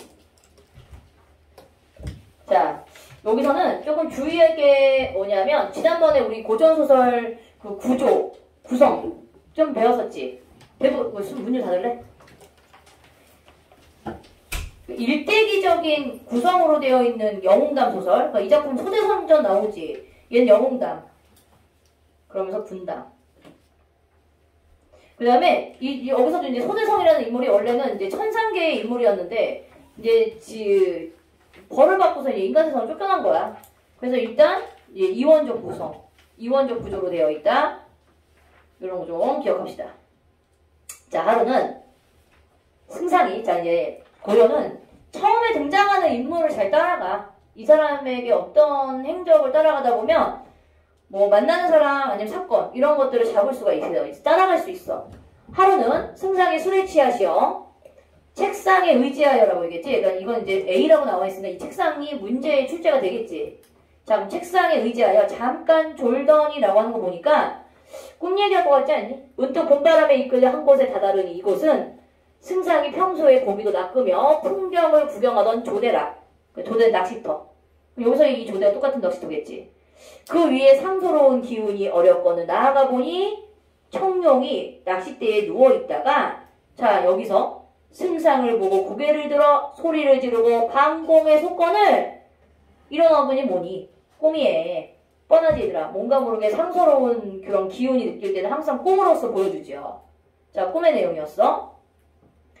자 심신이 황홀하여 뭔가 모르게 마음이 조금 뭔가 이렇게 취한 듯 해가지고 죽장을 짓고 월령산 조대로 나아갑니다. 그럼 여기서 이 똑같은 조대가 나오지만 B에 있는 조대하고 C에 있는 조대는 좀 다르겠지. B는 이제 꿈속에서의 낚시터였고 얘는 이제 현실 세계야. 현실 속에서의 조대로 가는 거죠. 따라가 나아가니 나무 베는 아이가 나무를 베어 신압가에 놓고 버들 그늘을 의지하며 잠이 깊이 들었거늘 보니 의상이 어떠냐면 남노하고 머리털이 흩어져 귀밑을 덮었으며 검은 때 줄줄이 흘러도 두 밤에 가득하니 그 추레함을 측량치 못하나. 그 추레함이라는 게 뭐냐면 너무 꾸질꾸질해.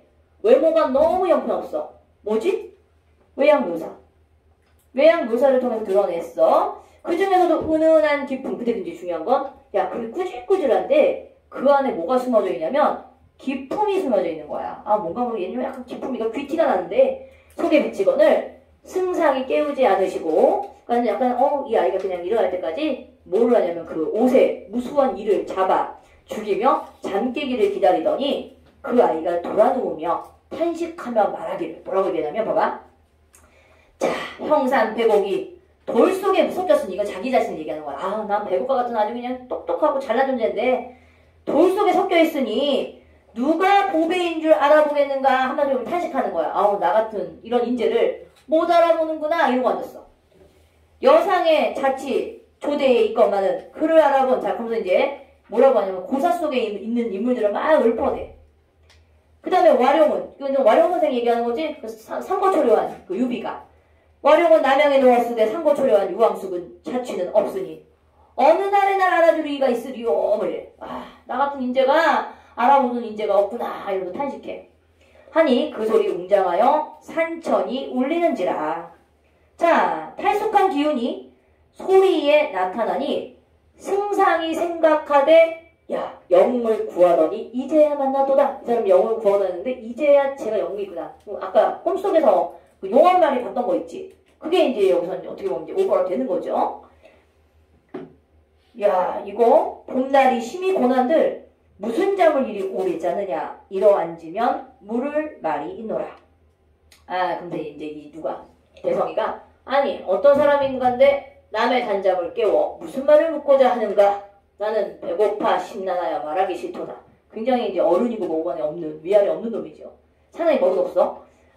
아이 머리를 비비고 분말이라 하고 도로 잠이 들거늘 승상이 말하기를 네 비록 잠이 달지만 어른을 공경치 아니하느냐. 눈을 들어 날 보면 자연 알리라. 한마디로 이제 승상이 나 좀 봐. 내 눈을 바라봐. 어디서 많이 듣던 말인데. 오케이?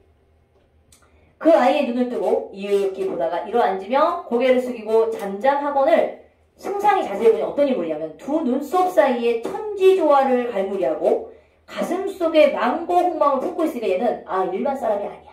엄청나게 어떤 이제 기운이 느껴지는 진실로 영웅이라 라고 얘기했어. 자 우리 명감이라고 얘기했지. 사람 보는 눈이 있는 거죠. 그러니까 어떻게 보면 얘들아 비범한 이 인물을 알아보고 있는 이 승상도 비범한 인물인 거야. 자 승상의 명감이 아니면 그 누가 알리오라고 얘기했죠. 누가 개입되어 있습니까? 서술자의 개입이 드러나 있는 부분. 고전소설 같은 경우는 이렇게 서술자의 어떤 개입이 드러나고 있는 부분들 드러나 보입니다. 자 이제 중략 부분이야. 중략 부분의 내용은 뭔가 보자 얘들아. 사실은 이제 소대성전 같은 경우에는 이제 그 이승상하고 대성이가 만나고 있는 이제 첫 번째 모습이라고 얘기한다면 이제 전쟁에 나가가지고 이제 그 호국에 있는 이 누구야 이거 호왕하고 난을 일으키는 상황에서 전쟁 씬이 되게 많이 제시가 돼. 모의고사나 이런 걸 풀다 보면 소대성전 나오게 되면 내가 읽었던 이 지문하고 조금 다르네. 근데 다른 부분에서도 출제의 빈도가 좀 높았어. 오케이. 자, 승상은 아이, 소대성이라고 얘기했지? 자기 집에 묵게 하고 딸과 부부의 연을 맺도록 하지만 채봉이란 딸이 있는데 결혼 약속을 시켜. 근데 이제 승상이 죽어요. 그 아들들이 이제 꼴보기 싫어 죽는 거지. 저놈이 어디서 굴러먹다 들어온 놈이 와가지고 이제 자기 동생들하고 동생하고 결혼시킨다고 그러고 얘기하니까 아들들이 대성을 제거하려고 한다. 그럼 어떻게 돼요? 이게 한 번에 이제 얘가 이제 양육하는 과정에서 겪는 시련이겠지? 이제 이의 대성은 영보산으로 옮겨 공부하다가 자, 호황이 난을 일으킨다는 소식에 산을 내려가게 된다. 나가게 된다. 그러면서 이제 그 다음 이야기를 연결됩니다. 한 동자 마중 나와 물어보기를 상공이 해동 소상공 아닙니까? 한마디로 얘기하면 네가 소대성이냐? 하고 물어보는 거잖아. 동자 어찌 나를 아는가? 소생이 놀라붙자 동자가 답을 하며 말하기를 우리 노야의 분부를 받들어 기다린 지 오래니다.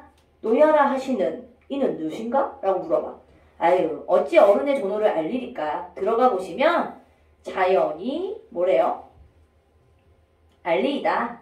자, 생이 동자를 따라 들어가니 청산의 불이 명랑하고 한 노인이 자줏빛 포도를 도포를 입고 금관을 쓰고 책상을 의지하여 앉았거늘 생이 보니 학발 노인은 청주 누구래요? 여기서부터가 조금 비현실적인 이야기 아닙니까? 그쵸? 이승상이라는 인물이 이미 죽었는데 여기서 만난 거야. 자, 생이 생각하되 아니 승상이 별세하신 지 오래거늘 어찌 자 이곳이라고 얘기했었죠? 그럼 어떻게 보면 여기서는 이제 공간에 관련된 문제가 나올 가능성이 높겠네. 아까 낚싯대도 나왔고 여기서 나오는 이곳이라는 것도 승상을 만나고 있는 공간이니까. 자 하는데 승상이 반겨 손을 잡고 말하기를 내 그대를 잊지 못하여 줄 것이 있어 그대를 청하였나니 기쁘고도 슬프도다. 그러면서 막 자기의 감정을 막 여기서 이제 언급을 해. 대화를 통해서. 하고 동자를 명하여 저녁을 재촉하여 말하기를 내 자식이 무도하여 그대를 알아보지 못하고 망령된 의사를 두었으니 어찌 부끄럽지 아니하리오. 내 자식 때문에 네가 이렇게 고초를 당하고 있는 게 너무 미안해. 이런 얘기야. 하나 그대는 어떤 인물이래? 대인 군자로 허물치 아니할 줄 알았거니와 모두 하늘의 뜻이라 오래지 아니하여 공명을 이루고 얘들아 이제 너는 좀 있으면 공명을 이루고 어떤 이제 공을 세우고 용문에 오르면 자기 저번에 약속했었던 딸과 꼭 뭐래? 신의를 잊지 말라는 얘기는 혼인해 이런 얘기야. 뭐 한 다음에? 공명 이룬 다음에 혼인했으면 좋겠다. 꼭 지켜 이 얘기야. 자 하고 갑주 한번 이게 갑주를 줘요. 자 이 갑주는 보통 물건이 아니라 입으면 내게 유익하고 남에게 해로우며 자 내게는 유익하고 남에게는 해롭대. 창과 검이 뚫지 못하니 천하에 얻기 어려운 보배라. 내가 그대를 잊지 못하여 정을 표하나니 전장에 나가 내공을 이루라. 한마디로 얘기하면 갑주 한 벌 내어주면서 너 이구 입고 전쟁 나가. 그럼 너 완전히 너 승리할 수 있어. 이런 얘기를 했단 말이야. 자 생이 자세히 보니 쇠도 아니요 평갑도 아니로되 용의 비늘같이 광채 찬란하여 백화 홍금포로 안을 되었으니 라고 했으면서 이 갑옷의 모양을 얘기해. 사람의 정신이 황홀한지라 생이 매우 기뻐 묻기를 이 옷이 범상치 아니하니 근본을 알고자 하나이다. 이는 천공의 조화요 귀신의 공역이라 이름은 보신갑이래. 그 조화를 헤아리지 못하리라. 자 다시 알아 무엇하리요. 승상이 답하고 차를 내어 서너자 마신 후에 승상이 말하기를 이제 칠성검과 보성갑을 얻었으니 만리 이것만 이제 얻으면 된대. 청총말을 얻으면 그대 제수를 펼칠 것이나 그렇지 아니하면 당당한 기운을 걷잡지 못하리라. 자 하나 근데 저기 이제 뭐냐면 적을 가벼이 여기지 말라고 얘기해요. 그러니까 여기서 적이 이제 야 너 근데 너 전쟁터에 나가고 있는 거 있잖아. 호황 있지? 만만한 사람 아니야. 왜? 뭐라고 얘기하냐면 지금 적장은 천상 나타의 제자 익성이라고 얘기했죠. 그럼 이 익성이라는 인물도 어디의 인물이라는 걸 알 수 있지? 청상에서 내려온 적자, 적강 모티브가 들어가 있구나라는 걸 이제 여기서 이제 근거가 되는 거야. 하늘의 인물이야. 누구 제자? 나타의 제자 익성이야. 북방 호국왕이 되어서 중원을 침노하니 지혜와 용맹이 범인과 다른지라. 한마디로 만만한 사람 아니니까 너 조심해야 돼. 근데 뭐가 있어야 돼? 아까 얘기했던 청총마가 있어야 돼. 상가 조심하라. 자, 말리 청총마를 얻을 길이 없으니 어찌 공명을 이루리까? 생이 묻자 승상이 답하기를 야 그럼 얘들아 그럼 이 사람이 전쟁터에 나갈 수 있게 조력자의 역할을 하게 된 게 누구 때문이야? 이 승상이 조력자의 역할을 하는 거지. 보통 이제 일대기적인 구성을 가지고 있는 영웅담 소설에는 항상 저렇게 누군가가 도와주는 인물이 등장을 하지. 자, 승상이 말하기를. 자, 동해 용왕이 그대를 위하여 이리 왔으니 내일 오시에 얻을 것이니 급히 공을 이루라. 지금 싸움이 오래되었으나 중국은 익성을 대적할 자가 없으며 황제 지금 위태한지라. 머물지 말고 바삐 가라. 할 말이 끝없으나 밤이 깊었으니 자고 가라. 자, 하시고 책상에 의지하여 누우시니 생도 잠깐 졸더니 또다시 나와. 호련. 이게 이제 고전소설에서 잘 보이죠. 갑자기 사라져. 찬바람 기러기 소리에 깨달으니 승상은 간대었고 누웠던 자리에 갑옷과 투구 노여건을 좌우를 둘러보니 소나무 밑이라. 하면 꿈이긴 꿈이었는데 진짜 있네? 이런 거죠? 오케이. 끝났어. 잘 읽었으면 이제 내용으로 가는 거야. 자, 읽어볼까?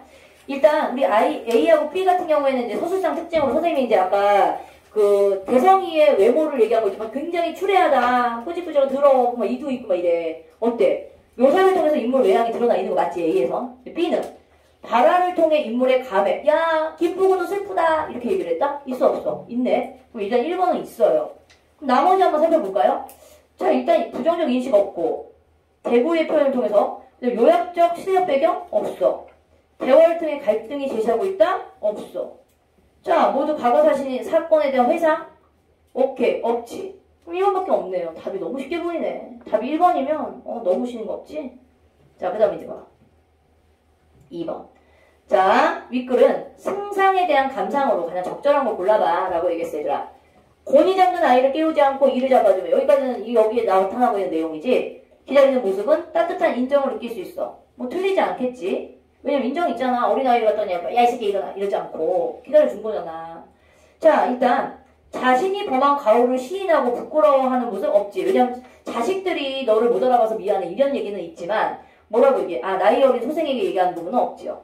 그 다음에 딸과 신의를 잊지 않아야 공명을 이룰 수 있다 이렇게 얘기한 게 아니라 공명을 이룬 후에 신의를 저버리지 마 이렇게 얘기했기 때문에 반대로 생각을 해야 되겠죠. 자, 천총말을 이미 얻었어요? 아니죠. 동해 왕궁이 천총말을 가지러 오시에 온다고 했으니까 여기는 아직 얻은 게 아니지. 살아서 소생을 도왔지만 죽은 몸으로 소생을 도울 수 없어? 아니지. 죽어서 나타났지? 틀렸지. 1번밖에 맞는 게 없겠네요. 3번 갑니다 얘들아. 자, 우리 이제 요거 이제 되게 중요한. 요 문제 잘 까보세요. 아까 요걸 한번 정리해볼게. A에서는 이제 꿈속에 나타나고 있는 책상. B는 아까 봤던 조대, 낚시터. C도 조대였지. 근데 이제 이 조대, B와 C의 조대가 다르지.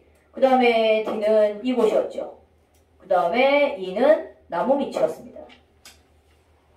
자, 고전소설에서 공간은 산속이나 동굴 등 특정 현실 공간의 초현실적인 공간이 겹쳐진 것으로 설정되기도 한다. 근데 이 경우 초현실적인 공간이 특정 현실 공간에 겹쳐지거나 특정 현실 공간에서 사라지는 것은 보통 초월적인 존재의 등퇴장과 관련된다라고 얘기했어. 자, 한편 어떤 인물이 꿈을 꿀 때 그는 현실의 어떤 공간에서 잠을 자고 있어요. 근데 그의 정신은 꿈속 공간을 경험한다. 근데 이 경우 특정 현실 공간이 꿈에 나타나면 이 꿈속 공간은 특정 현실 공간에 근거하면서 그러니까 결국 뭐지? 꿈속 공간은 결국 뭐니? 특정 현실 공간에서도 이제 그게 드러나는 거지. 그러면서 초현실적인 공간의 성격을 지니기도 해 라고 얘기했단 말이야. 자, 그럼 장소 얘기를 한번 가보자 얘들아. 한번 이 설명이 되어 있는 걸 잘 읽어보는 거야. 승상은 자, 책상에 의지하여 정신은 봄바람에 이끌려 어디로 가? 꿈속에서의 낚시터로 가지.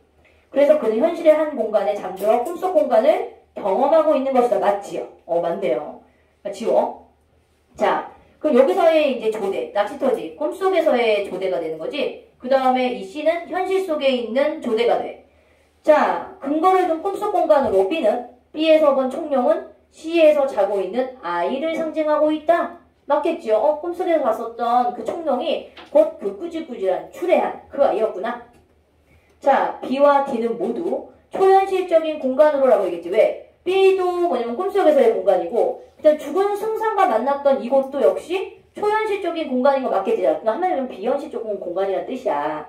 자, B는 승상이 아이에게 이끌기 위해 D는 소생과 초월적인 존재인 승상의 만남을 위해 설정된 곳이구나. 맞겠지. 여기까지도 맞아. 이제 4번 보자. 자, C에 나와 있는 곳은 이제 현실 속에 있는 조대가 되겠죠? 자, 승상의 정신이 경험하는 꿈속 공간이고, 자, 근데 이 현실 공간인데 경험하는, 정신이 경험하는 꿈속이라고 얘기했기 때문에 맞아, 틀려. 틀렸네. 자, 소생이 자기 경험이 꿈이었음을 확인하는 공간이 되는구나. 맞지요? 여기는 맞는데, 앞에 있는 설명이 틀렸네. 자, 근데 5번 보자. 누웠던 자리에 갑옷과 투구가 놓여있는 것으로 보아. 자, E와 D가 겹쳐져 있었지만, 승상이 사라지면서 D도 함께 사라졌겠군. 당연히 맞겠겠지? 오케이, 맞습니다. 자, 우리 요거는 뭐냐면, 사실은 이런 문제들은 사실 잘 안 나오지만, 아까 뭐라고 했어? 막 자기가 탄식했지. 야, 나 같은 인재를 알아보는 사람이 없으니 어찌하려 뭐 이랬단 말이야. 그럼 그럴 때 이제 누가 승상이 뭐라고 위로하겠니? 야, 걱정하지 마. 너같이 뛰어난 애는 어디에 숨겨 있어도 드러나게 되어 있어. 이런 의미를 가지고 있는 부분이 어디에 있어요? 어디 있어? 야, 분뱅이도 구르는 재주가 있다. 그럼 이건 소대성을 이렇게 우러러서 얘기하는 게 아니라, 야, 너같이 찐따도 뭔가 있겠지. 이렇게 얘기하는 거잖아. 그래서 이건 아니지, 얘들아. 그럼 이거야.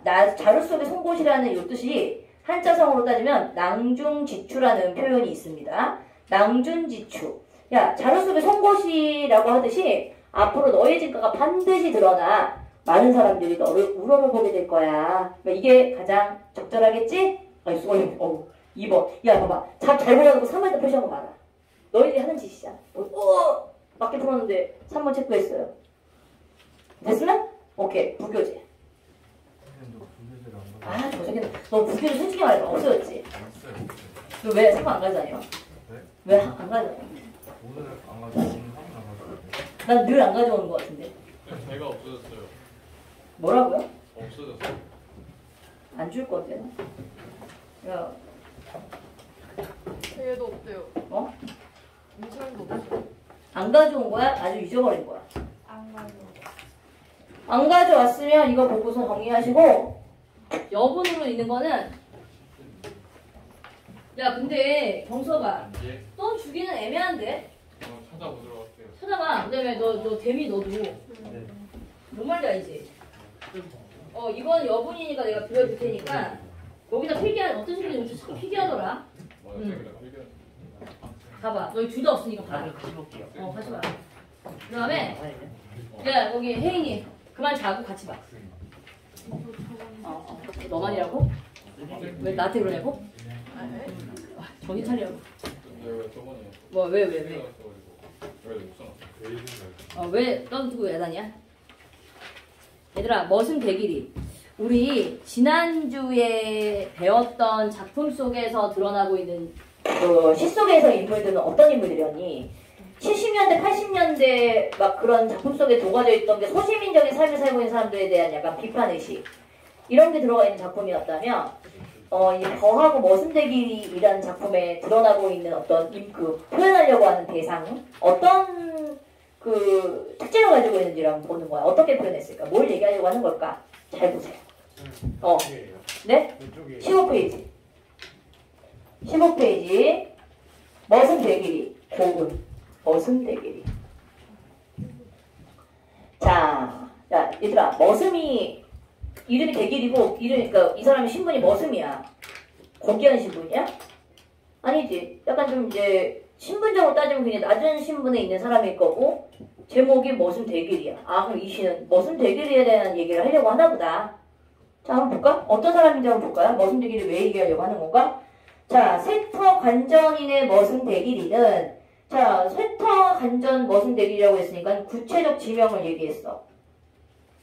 그 다음에 머슴 대길이를 직접적으로 언급을 했어. 상머슴으로 자, 어떤 인물인 줄 알아? 누룩도야지 한 마리 번쩍 들어서 도야지 우리에 넘겼지요. 굉장히 힘이 센 사람이야. 힘이 세다. 그야말로 도야지 멱다는 소리까지도 후딱 넘겼지요. 자, 근데 이제 이 사람은 또 인품이 어떤 사람이냐면 밥때가 늦어도 투덜댈 줄 통 모른다는 얘기는 뭐 에이 밥 좀 배고파! 뭐 이런 사람이 아니야. 막 인내력도 있어. 조금 인내력도 있고 이른 아침 동네길 이슬도 털고라는 얘기는 굉장히 근면해. 근데 이쯤 돼도 약간 이 인물 어떤 인물이라는 거 알 수 있지? 좀 긍정적인 어떤 인물이겠구나. 그 다음에 조금 약간 좀 이제 우리가 흔히 얘기하는 건전한 사람이구나. 자, 잘도 치워 훤히 가리만 놨지요 라고 얘기해. 잠깐만. 저기 너 고태규 굉장히 어색하게 거기 쟤 때문에 웃겨 죽겠어. 우리 그 서영이의 그 사교성을 제가 지금 어찌할 바를 모르고 있다. 아우 막 미치게 웃겨 죽겠어. 나 왜 이렇게 애들의 행동이 웃기지? 최서영 짱이야. 네. 짱이라고 착하잖아. 책이 없는데 막 이렇게 빌려주는데 고태규 어찌할 바를 모르는 그 느낌. 아우 어떡하면 좋아하지. 야 쓸데없는 소리 하고 싶어 죽겠는데 지금 말이 안 나와. 우리 아들이 엊그저께 졸업을 했잖니. 초등학교 6학년 졸업. 뭘? 중학교 가면 공부 시켜야 돼? 어떻게 해야 돼? 안 해도 돼요. 아이 그래서 된다고 이 새끼야. 이렇게 된다고. 이렇게 된다고. 맞아. 이때 공부해야 돼 안 해야 돼? 솔직히. 어? 안 해도 돼요. 이거 괜찮아? 사는데 지장 없어?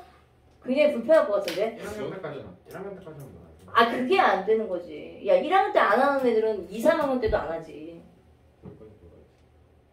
그럼 뭐 되려고 그래? 공부해야 돼 안 해야 돼? 하영아 어떻게 생각해? 너의 경험에 비추어 봤을 때 하는 게 좋아 안 하는 게 좋아? 저요? 저 수학만 시키면 나을 것 같아요. 아 수학만 시키면 돼? 국어 따위는 안 해도 되는 거야? 아니, 국어 따위, 영어 따위는 뭐 아예 개나 둬도 괜찮습니다. 저 중1 때 국어 한 50점 받고 그랬어요. 근데 지금 괜찮잖아요. 국어는 안 해요. 아 지금 괜찮다. 왜냐 이쯤 됐으면 좀 괜찮아요. 근데 우리 애는 국어를 좀 잘하는데 나쁘지 않은데. 그리고 이제 가장 중요한 건 뭐냐면 무엇보다도 얼짱으로 졸업했다는 건 굉장히 중요한 사실이야. 왜? 얼짱으로 졸업했다고. 얼짱 학교 얼짱으로. 미안하다. 원래 엄마들은 자기 아들이 제일 잘생긴 줄 알아. 그치 재민아? 저도 그런데. 아니야. 달라. 재민아 달라요. 자 이제 봐봐. 나보다 너 때문에 지금 까먹었잖아. 네가 자꾸 선생님의 정신을 혼미하게 만들었어. 자기도 너 그럼 문장 공부에 얼짱 너 자신 있게 공부했대? 가조초. 아 가졌죠? 초등학교 때. 아 초등학교 때. 근데 봐봐. 초등학교 때도 딱 얼짱이었는데 중학교 고등학교 때부터 역변하는 거야. 어떻게 될 거야? 아니면 그대로 큰 거야. 너의 그 솔직한 심정. 살짝 세월의 풍파를 겪었죠. 아닌데 그대로 얼굴인 것 같은데 너 초등학교 때 얼굴이 그대로 남아 있는 것 같은데. 아니야. 귀여운 스타일로다가. 아니야? 그럼 약간 좀 선생님이 조금 움찔하긴 하다. 초등학교 때 네가 정말로 얼짱이었다. 그때 진짜 지렸어요. 아 진짜로? 근거 사진 좀 갖다 줘. 선생님이 한번 보고서 이렇다면 우리 아들 정말 조심히 키워야 되겠구나 라고 생각을 해볼게. 어떤 의미인지 이해했으면 됐어? 자 이제 이른 아침 동네끼 이슬도 털고 잘도 치워 훤히 가릴만 하죠 라고 얘기하는 거 보니까 다른 사람들을 뭐 할 수 있는 거냐면 이제 동네 자기만 쓰는 게 아니니까 배려심. 자 근데 이 사람이 지금 말하는 게 어때요? 넘겼지요, 놨지요, 존댓말로 마치 뭐하듯이 얘기하니 청자에게 뭐하듯이? 이야기하듯이 말하고 있죠. 자 이런 게 이제 이 작품의 특징인 거야. 그럼 어떤 특징을 가지고 있는지 아니? 마치 누군가 옆에 있어서 이야기를 하듯이 이렇게 조근조근 얘기하고 있는 방식을 취하고 있잖아. 그래서 약간 친근감 있는 표현이야. 친근감. 자, 그러나 이 사람은 어떤 사람인지 아니? 이게 되게 중요해. 낮보다 어둠에 빛나는 먹눈이었지요 라고 얘기했거든. 자, 이 사람은 뭐냐면 어떤 의미였냐면 야, 낮에는 당연히 밝으니까 환할 거 아니야. 근데 이 사람은 어둠 속에서 더 빛을 발하는 사람이야 라는 뜻이거든. 그러면 얘는 뭐냐면 의식이 깨어있는 사람을 얘기하는 거야. 의식이 있는 사람. 여기서 보게 되면 되게 중요한 포인트가 있어. 머슴이야. 망려한 사람이고 어떻게 보면 신분적으로는 좀 천할 수가 있어. 그런데도 불구하고 이 사람은 뭐냐면 다른 사람을 배려할 줄도 알고 힘도 세고 인내력도 있고 그런데 또 의식까지 깨어있는 거 보니까 와 괜찮은 사람이구나. 그치? 이 머슴 대길이는 굉장히 어떻게 보면 약간 멋있는 사람이구나. 신문과는 다르게 신문과 관계없이. 자 머슴빵 등잔불 아래 나는 자 화자가 대길이 아저씨한테 각야거결을 배웠죠. 한글 배웠대요. 그리하여 장하홍련전을 주룩주룩 비오듯 읽었지요.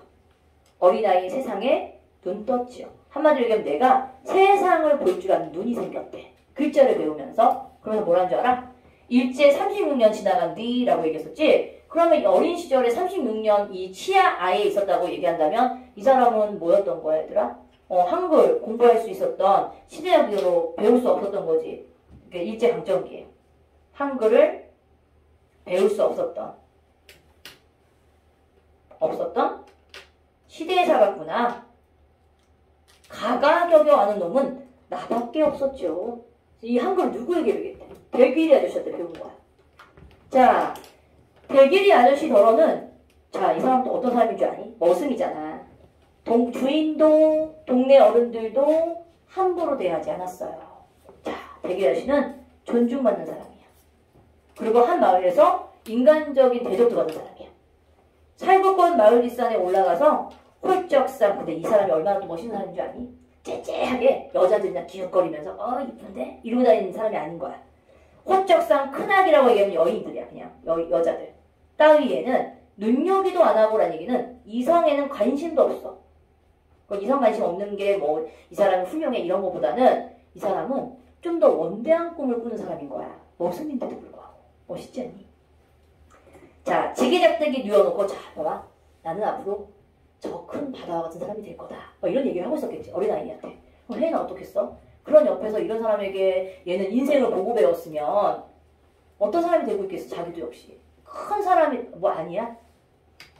훌륭한 사람이 훌륭한 걸 보고 배우는 거지 사실은. 그러면 야 최서영 핸드폰 집어넣어.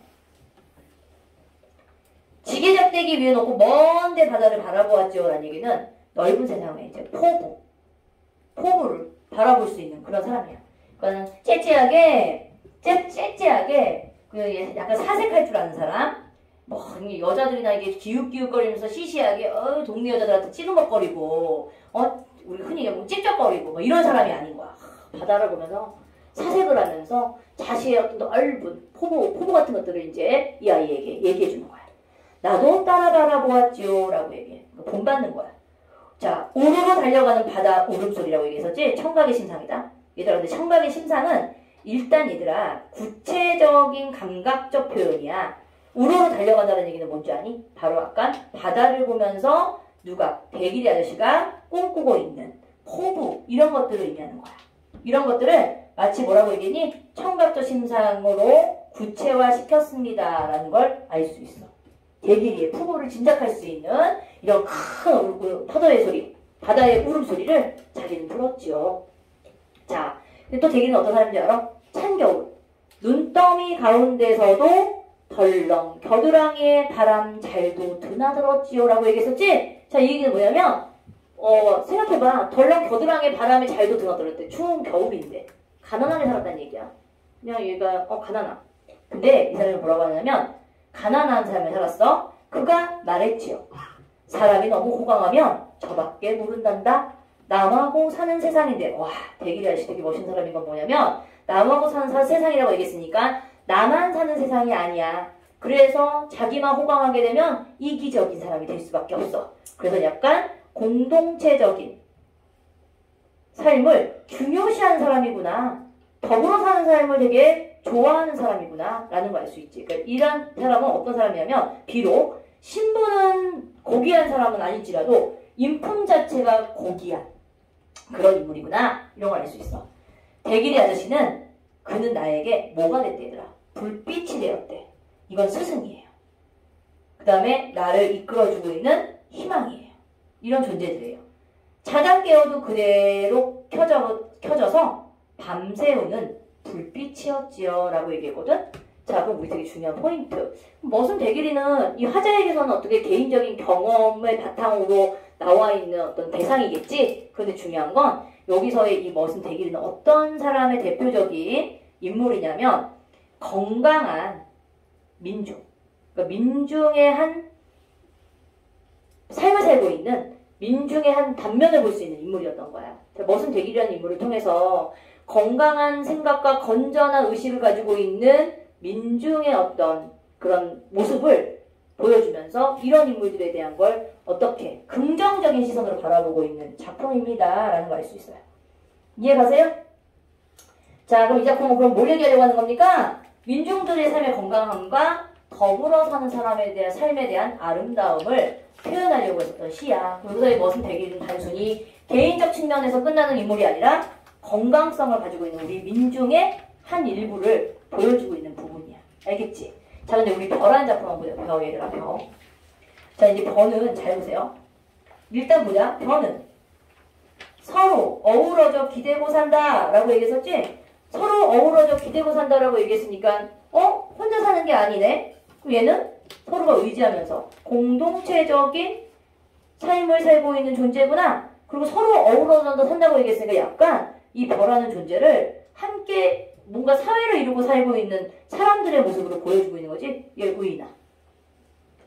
햇살 따가질수록 깊이 익어 스스로 아끼고 이런 표현들. 이웃에게 절을 맡긴다. 이런 표현들은 벼를 절하고 표현했고 스스로 아낀다라는 표현도 썼고 인간이 할 수 있는 행위를 완전히 이제 벼에게 이입을 하고 있단 말이야. 의인화시켰네요. 자, 어떤 사람인지 알아? 이거 갈수록 스스로 아끼고 스스로에게 절을 맡겨. 겸손해진다는 뜻이야. 그리고 이웃들에게 절을 맡긴다라고 하니까 혼자 쓰지 않고 서로 의지해. 서로가 서로의 몸을 묶어 더 튼튼해진 백성들을 보아라. 라고 얘기하기 위해서 약간의 이제 명령형의 어조이지만 사실은 이러면서 어떤 의지적인 측면, 좀 더 튼튼해진 백성들을 봐. 뭐니? 강인한. 서로 힘을 뭉치는 민중의 강인한 생명력. 이런 것들을 얘기해. 죄도 없이 죄 지어서 더욱 불탄. 얘들아, 죄도 없는데 죄 지었다는 표현이 맞는 표현이니? 어떤 표현이지? 말이 돼, 안 돼? 말이 안 되지. 무슨 표현? 역설적 표현. 자, 한마디로 얘기하면 무고하게 고통받는 민중들이야. 마음 들어 보아라.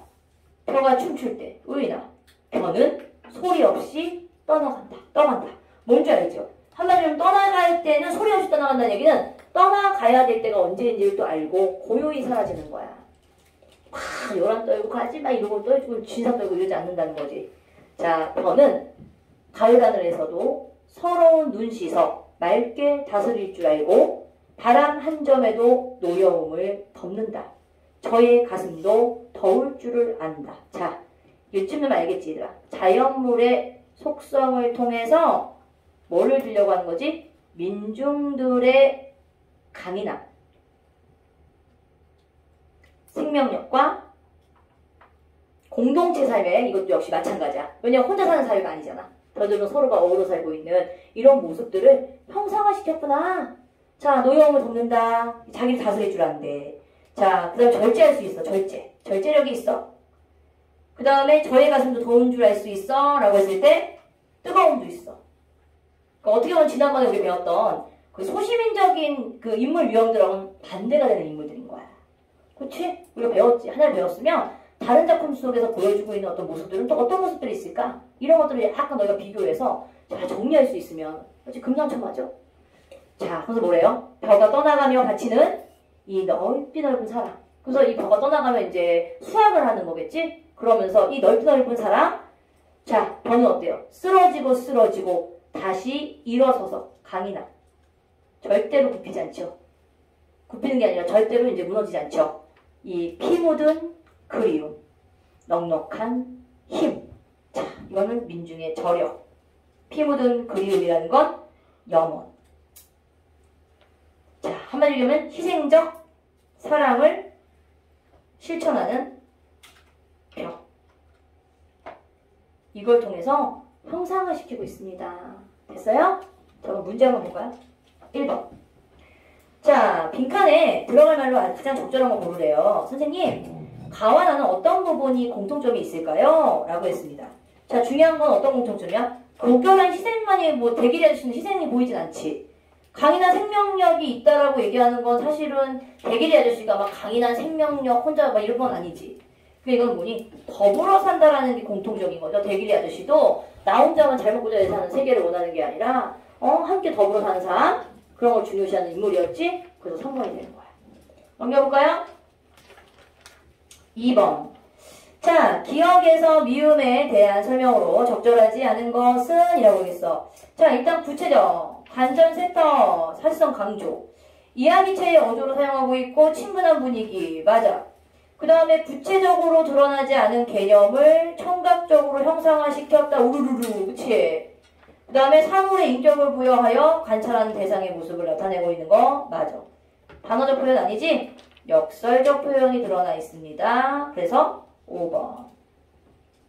자, 3번 봅시다.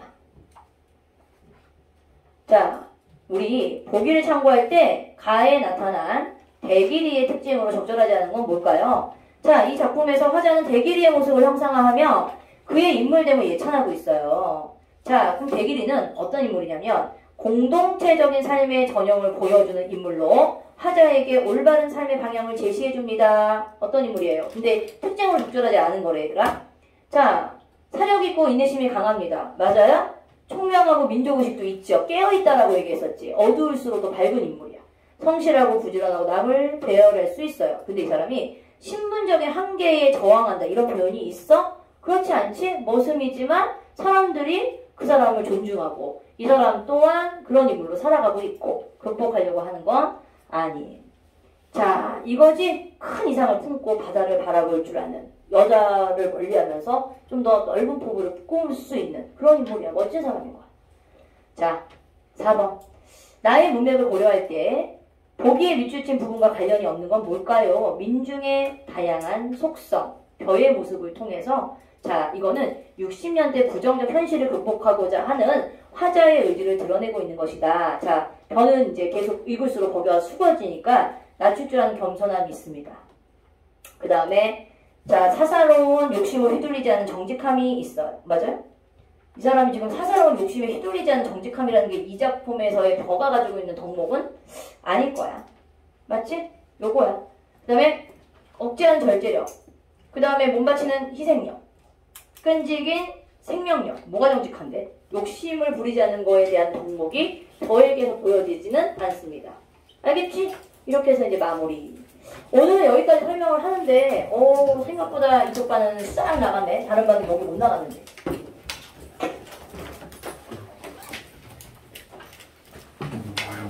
자, 다음 주에는 클린이 목요일, 금요일만 있어요. 알지? 2시에서 4시 사이에 들어오시면 돼. 만약에 못 오는 친구들은 저거 받아가.